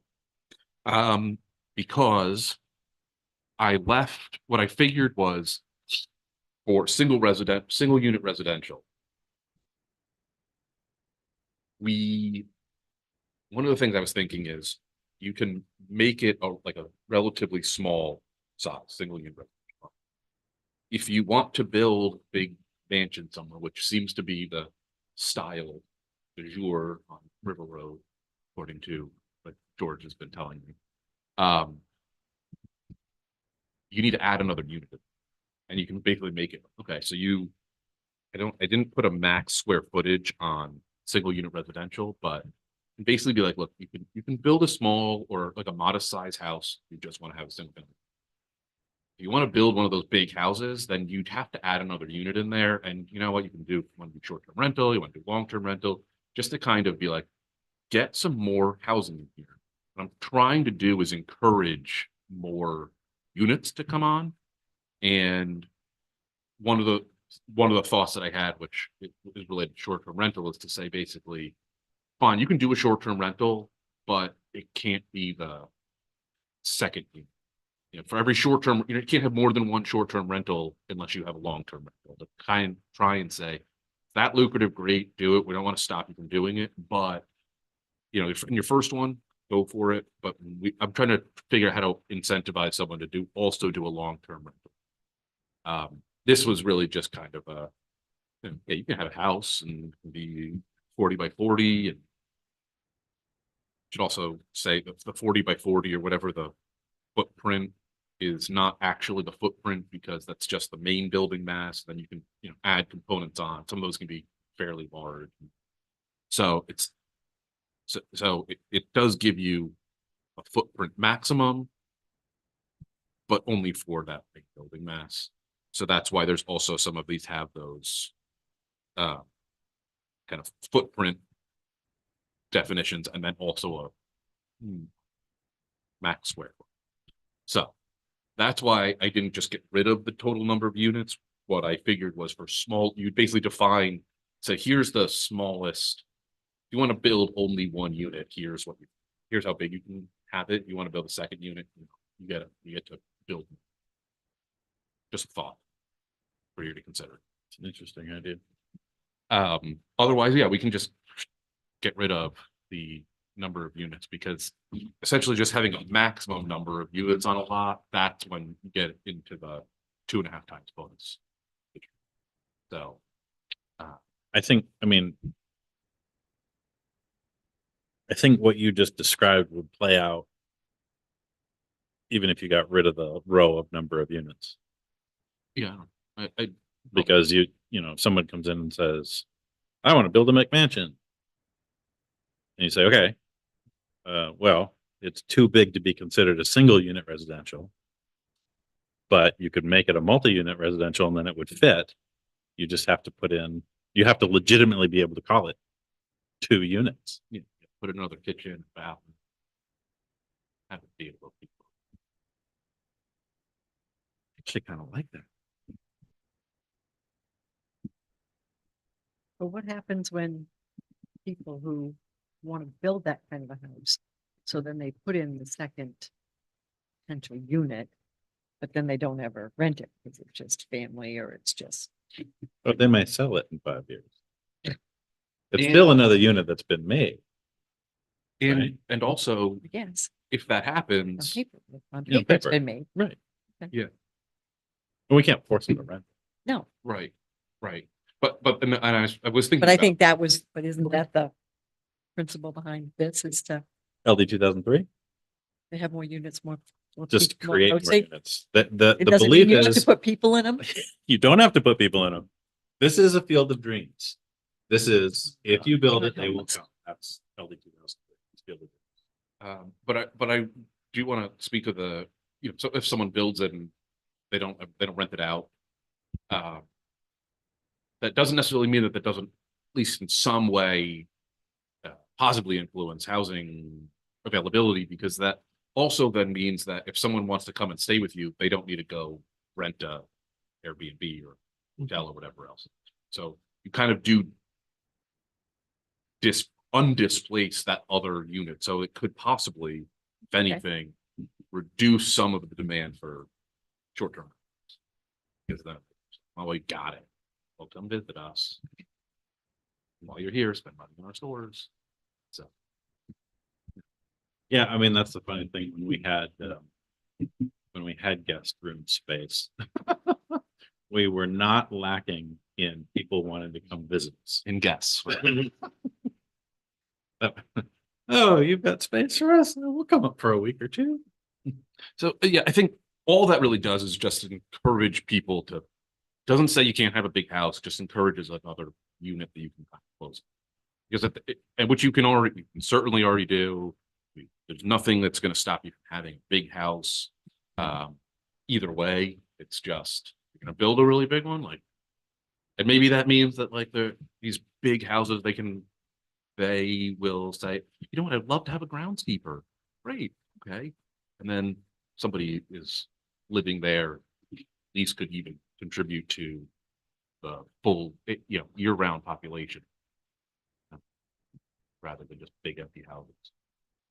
So, just for your consideration, obviously there's some downsides I'm sure I have not considered, but so I did that. The real important thing is when we go through each table is it becomes very, if you're not going to have unit count limits, it was very important to have kind of the massing bulk standards, which is what I call them. It doesn't have that in here at all.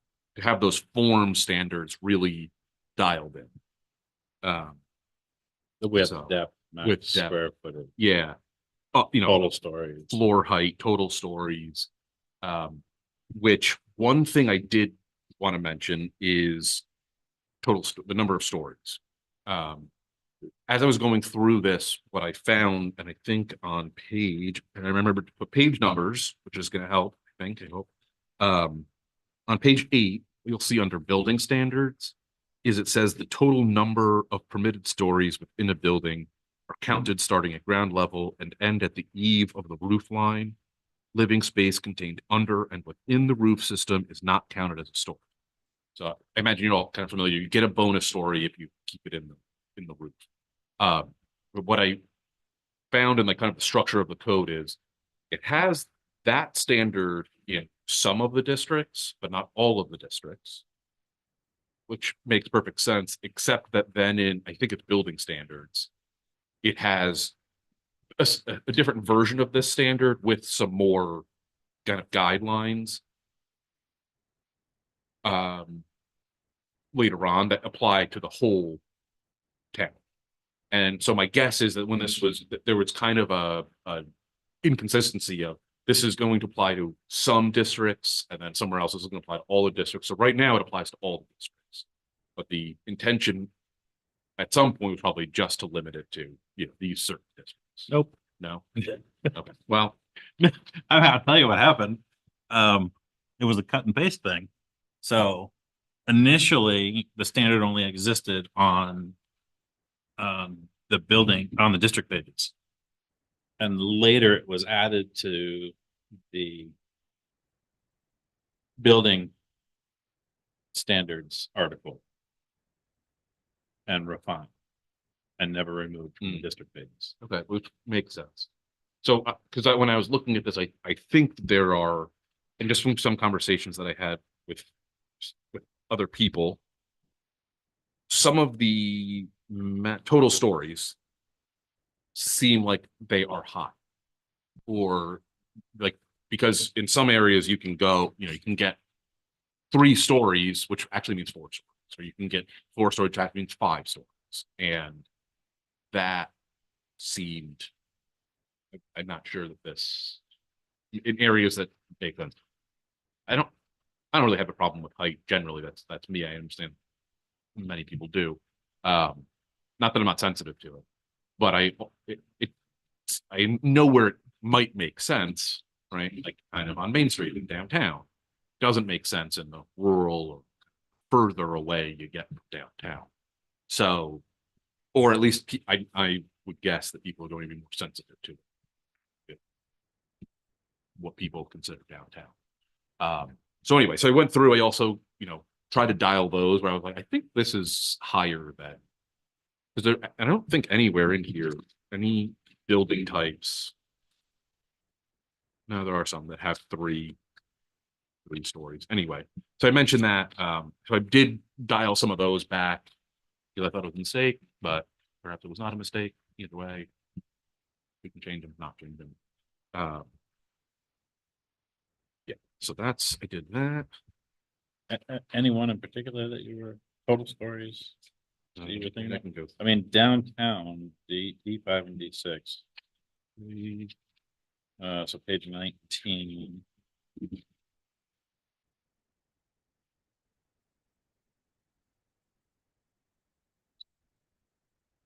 D5 village. downtown. Yeah, in the downtown center, I did go down to 3 stories for the mixed use building, which is Bless you. essentially 4, allows you to go up to 4. We can leave it at 4 too. The other thing I might say is I don't want to like just downzone everything. I think 5-story. I don't think even anything in Damascata is 5 stories, at least from the Main Street side. And I don't think 5-story building has to be out of place. I do think that if someone were to build a 5-story building today in downtown, it might be imposing. Hopefully in 10 or 15 years, when there's some 3 and 4-story buildings down there, wouldn't be as imposing. But that is for the planning board residents to decide as a consideration. I actually remember the conversation about the mixed use building being 4 stories as a very intentional thing. Which, yeah, Do you remember that conversation? Yeah, because of the housing and because it'd be like it could be, if I remember right, it was more like store frontage, office space, and then a couple of units of living space. And yeah, we knew it was gonna be a big building, but if it built. But I remember very clearly that people were like, well, yeah, technically the 5th story would be under the eave, so it'd be, Mhm. you'd be looking at 4 sets of windows from the road. 4 actual stories, which is 1 more story than any building in downtown Damascus. Right. Even, there's one building that I'm thinking of that has a 4th story in the eaves, basically. It has like a shed roof. What was that one, shed when dormer. you're looking at it from Main Street, it's 3 stories, and when you look at it from the back parking lot, it's actually 4. Well, there is that one. There is also, that's the one that Bread and the Bone is in there. That is that one. Actually, that one's even more interesting because there's actually another half story that's exposed at the ground. So if you were to count that, which I think the way that our code is, we got more than 5 feet or 4 feet above grade, then counts as a story. So that one's a little bit weird. Anyway. So from the front, it's 3 stories, and then there's a roof with no dormers or anything. The back, the roof does have dormers, and it's got that basement, so you could almost consider that to be 4, 5 stories. But again, it's like, you know, you're kind of cheating with that basement story.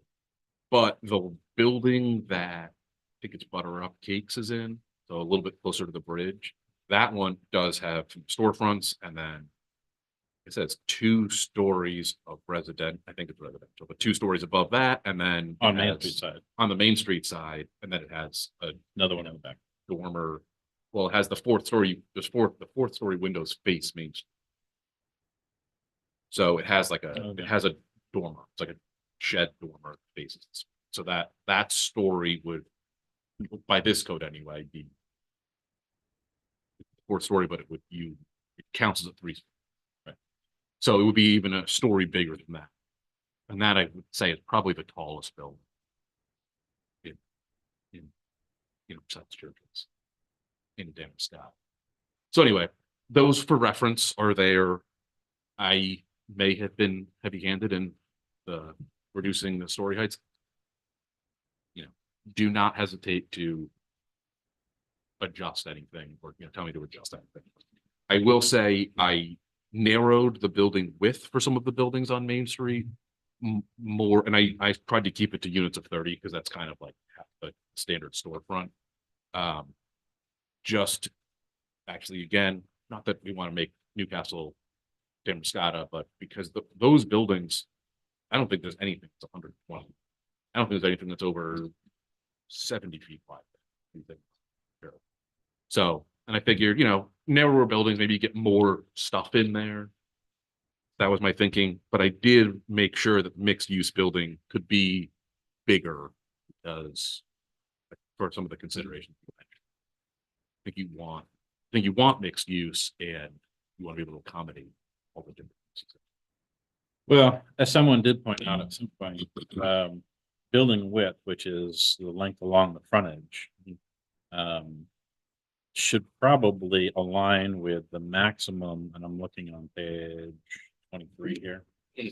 Should probably align with the maximum width of lot dimension, which is only 100 feet. Mhm.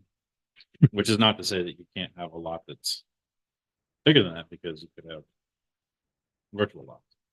And you have 2 primary buildings basically abutting each other that would be 200 feet long. Inactive.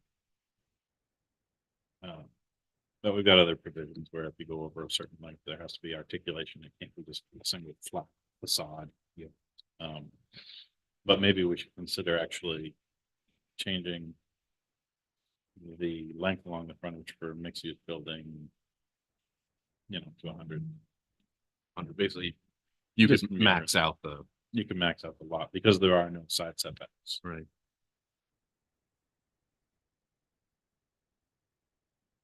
Didn't make sense. Yeah, and with the square footage limits that, and everything in here, I should just say, just make sure we're on the same page. Everything in here is a minimum standard. No, maximum standard. Everything's a maximum That's an important thing. Everything in here is a maximum standard, but unless it says. right. So the square footage, I did go through and try and do the math, at least like I said, for the main building mass. So with depth and the number of stories to just like, does this stuff make sense? And I think I usually like to make the maximum, the total square footage less than whatever that maximum is, so that you don't just get the biggest box. So you got to do something.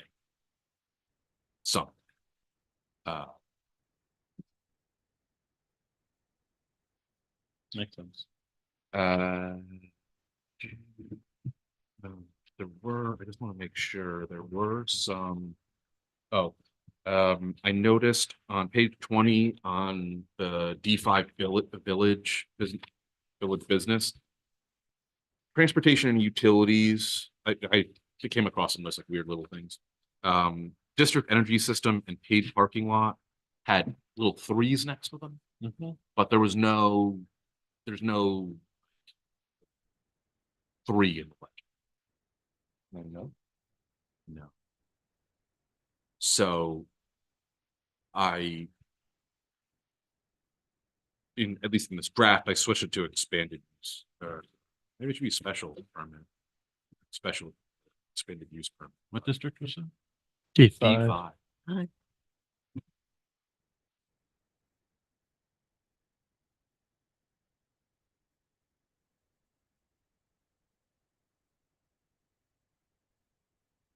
Oh, yeah. So in here, I switched it to expanded use permit, but I'm guessing it probably should be a special use permit. Those are special use permits, yes. Yeah, there's no scenario where they wouldn't be special use. Right.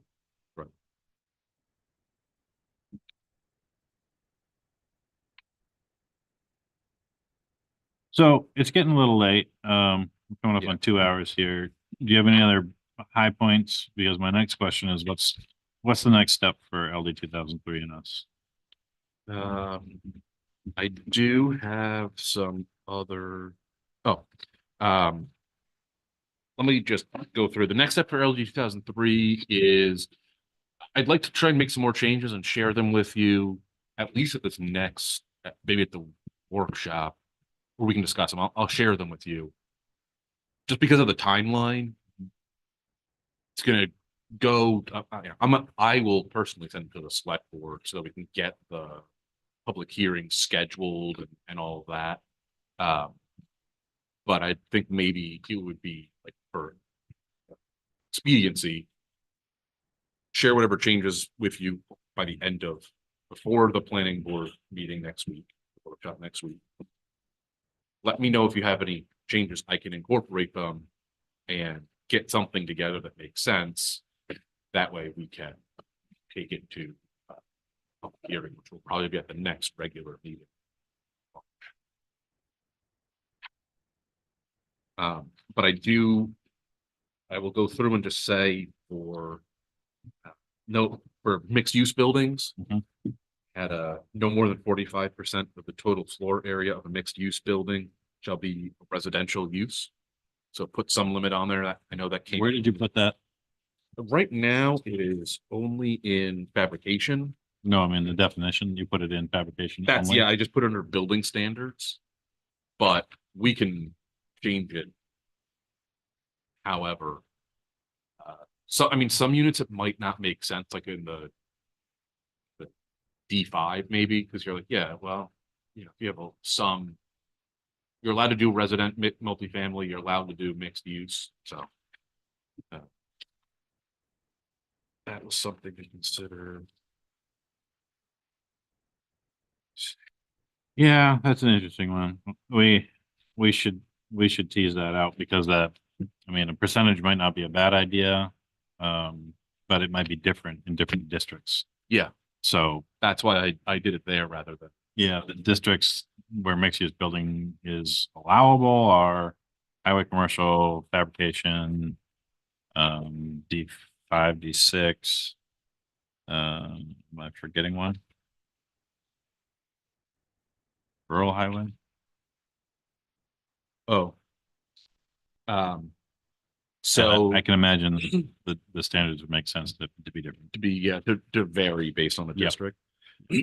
The other thing that I did put in here was, under Article 6 use standards, I noticed that What page? that is 83.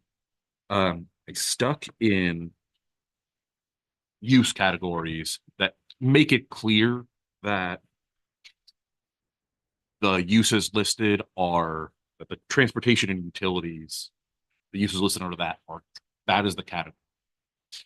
It really just is a list of all the possible uses by category. You don't think that that's clear on the district pages? I think it's pretty clear. I mean, I made that pretty obvious assumption, but I just like to make it like, there's no way you can argue that that's not. I mean, this is good, but you could just do the same thing with a sentence, right? Yeah, that's actually. And the only reason I suggest that is because if we ever add uses, then you don't have to change this as well as all of that. But if you just have one sentence, here that says, essentially, use categories are, you know, the thing that these uses or whatever. I mean, you can craft the language, but I think it's Yeah. just a sentence. No, I think that makes sense. The other thing was page 66, there's some edits to section E, number of units, which I think is relevant for the LD 2003 conversation. Well, I have to change that if we're actually gonna get rid of maximum number of units. Yes, well, actually, what I changed it to, I said accessory buildings and some primary buildings have maximum number of units as regulated on the district pages. And then it gets into the if a permitted accessory building cannot be constructed, you're allowed to do, put it in the main one. Update just to make it clear, like total floor area. Mhm. No, item 2 is fine. I'm still kind of going down the road of I'm attracted to the idea of just removing number of units completely. Okay. I mean, I don't think it matters, put it that way. Like, if you have a building that's a certain size, you're regulating the maximum size of it. To regulate the number of units at all. It's the same argument about parking spaces. Like, are we gonna regulate the number of parking spaces that you need to have per square foot of building, or as we used to do, if it's a restaurant, for every seat in the restaurant, you have to have 2 parking spaces or whatever the standard used to be. I mean, stupid, right? Because you ended up with sea of pavement, and it's the same kind of idea. It's like, if you are regulating the total like envelope size of the building, none of the specifics about the building, but just the maximum size and scale the building could be. Why go and say, okay, you can only have X number of units in, and not just let the builder or the developer figure out what makes sense?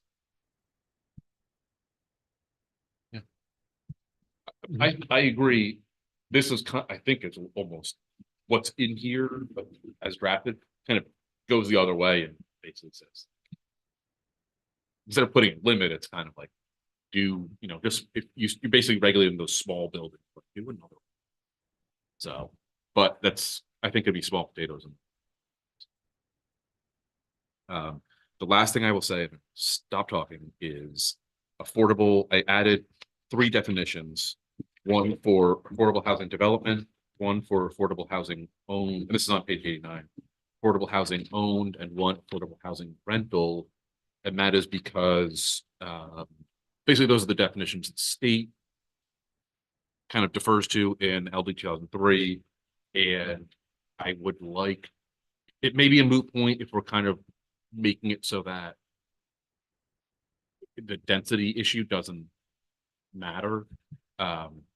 But I also think that even without all of that, we need to regulate affordable housing.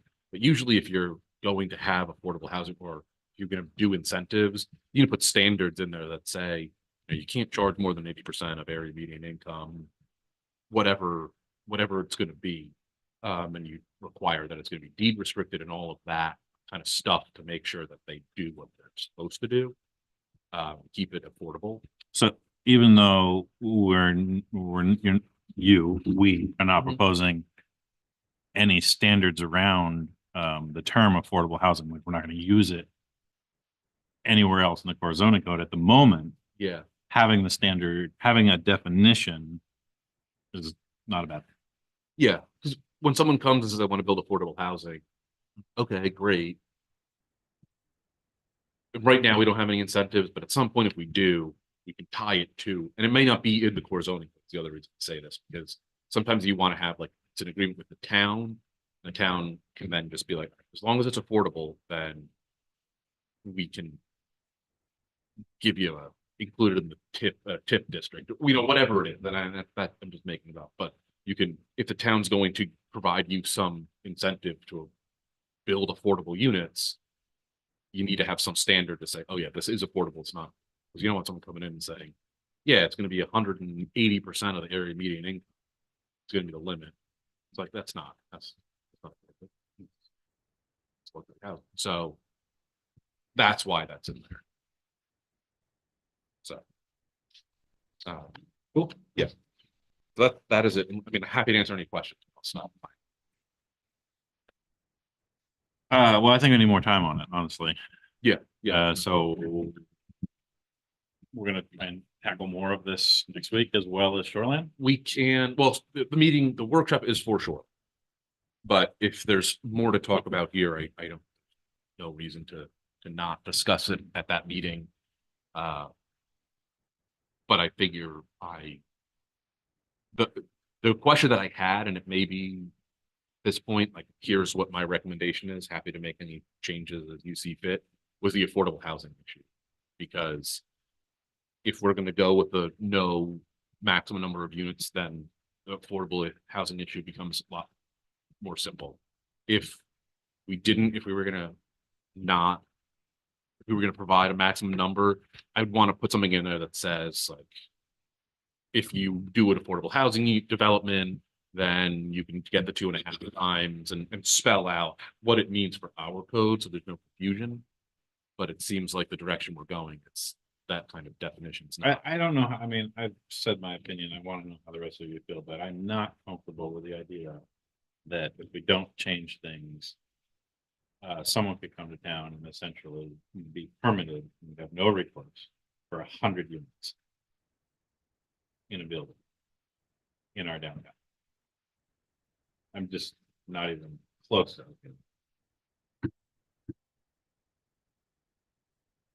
I think that breaks, the spirit of all the work.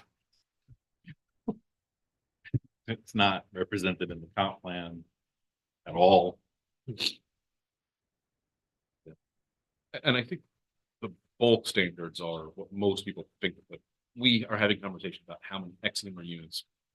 But most people, when I talk to them about developments, they're talking about number of stories. That's how, like, I think the average person, it's really scale is the thing. Sorry. You don't know. Just, you know a big building. Right. Fields your field of view. But if that's the I mean- concern, then those are the numbers which we focus. Right. Yeah. Right? Is the length, the width, the height of the building, not the number of units. No, that's it. If we don't adjust in this manner or something close to it, tweaking the numbers a little bit, then we'd be subject to this 0.5% density bonus. I think that'd be going backwards. We've come so far in comparison. And it's not even, honestly, it's not even a baby step, because the truth is, we make the changes that we're proposing to make them, it's less restrictive than current.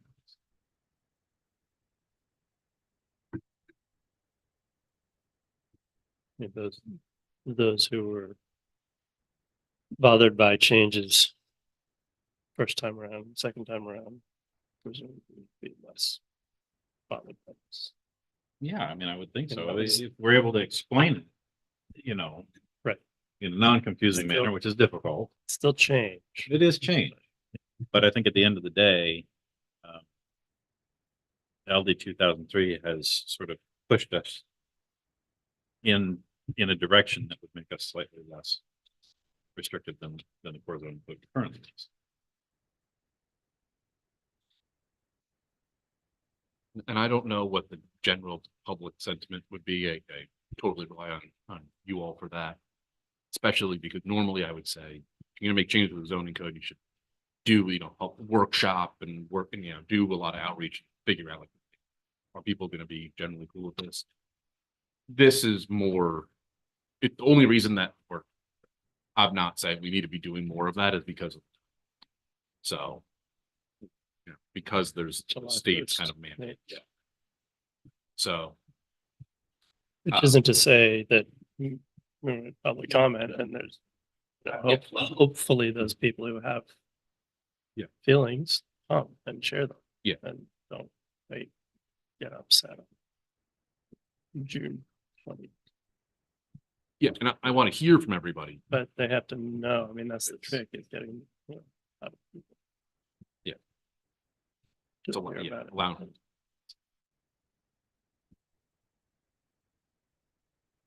I'd also, I mean, just to piggyback on that, because I completely agree, normally Mhm. the way to do it would be to go to the public and Mhm. hold the workshops and like get the input and, do some drafts and everything like that. But at the end of the day, though, it looks like a lot of changes, they're quite minor.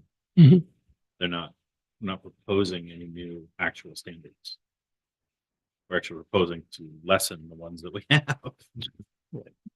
Yeah. So, Yeah, the challenge is just, people don't look at all the details. They just hear you're changing the code. Right. Mhm. No. So We're yeah, adjusting. getting those people to come and hear, these are the proposed changes. And here's why, here's what they really mean. And hopefully they go, oh.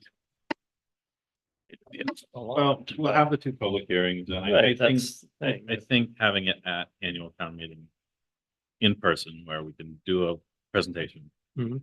and explain it, have a conversation right then is the best way. To do it. Yeah. Personally. That gets anyone who shows up at town meeting that actually wants to vote on it. They get the benefit of having the conversation, the education, even if they didn't pay attention to anything before. So what I would say is as far as like next steps, I can say, I think most of the considerations are going to be around the tables, building standards tables. So I have an Excel spreadsheet with that in there and I can send it to you or share it with you or something so that you can make changes and we can discuss that. I'll try to do that. Try and send that out tomorrow. And then if you have, you're welcome to share whatever thoughts you have, but if you want to, and obviously if you have anything outside of that, please share too. But I think that's might get it. You let me know if I'm wrong. That seems to be where most of the fine tuning is going to need to be. I'd find it helpful to see that. Yeah. Do you have it in a Google Doc? I think I do, but it will be in. Well, that's what I can share. Well, then you can just see who proposes what. Yeah. Oh, yeah. Right. That's what I'm. Yeah. Right. Yeah, please track it.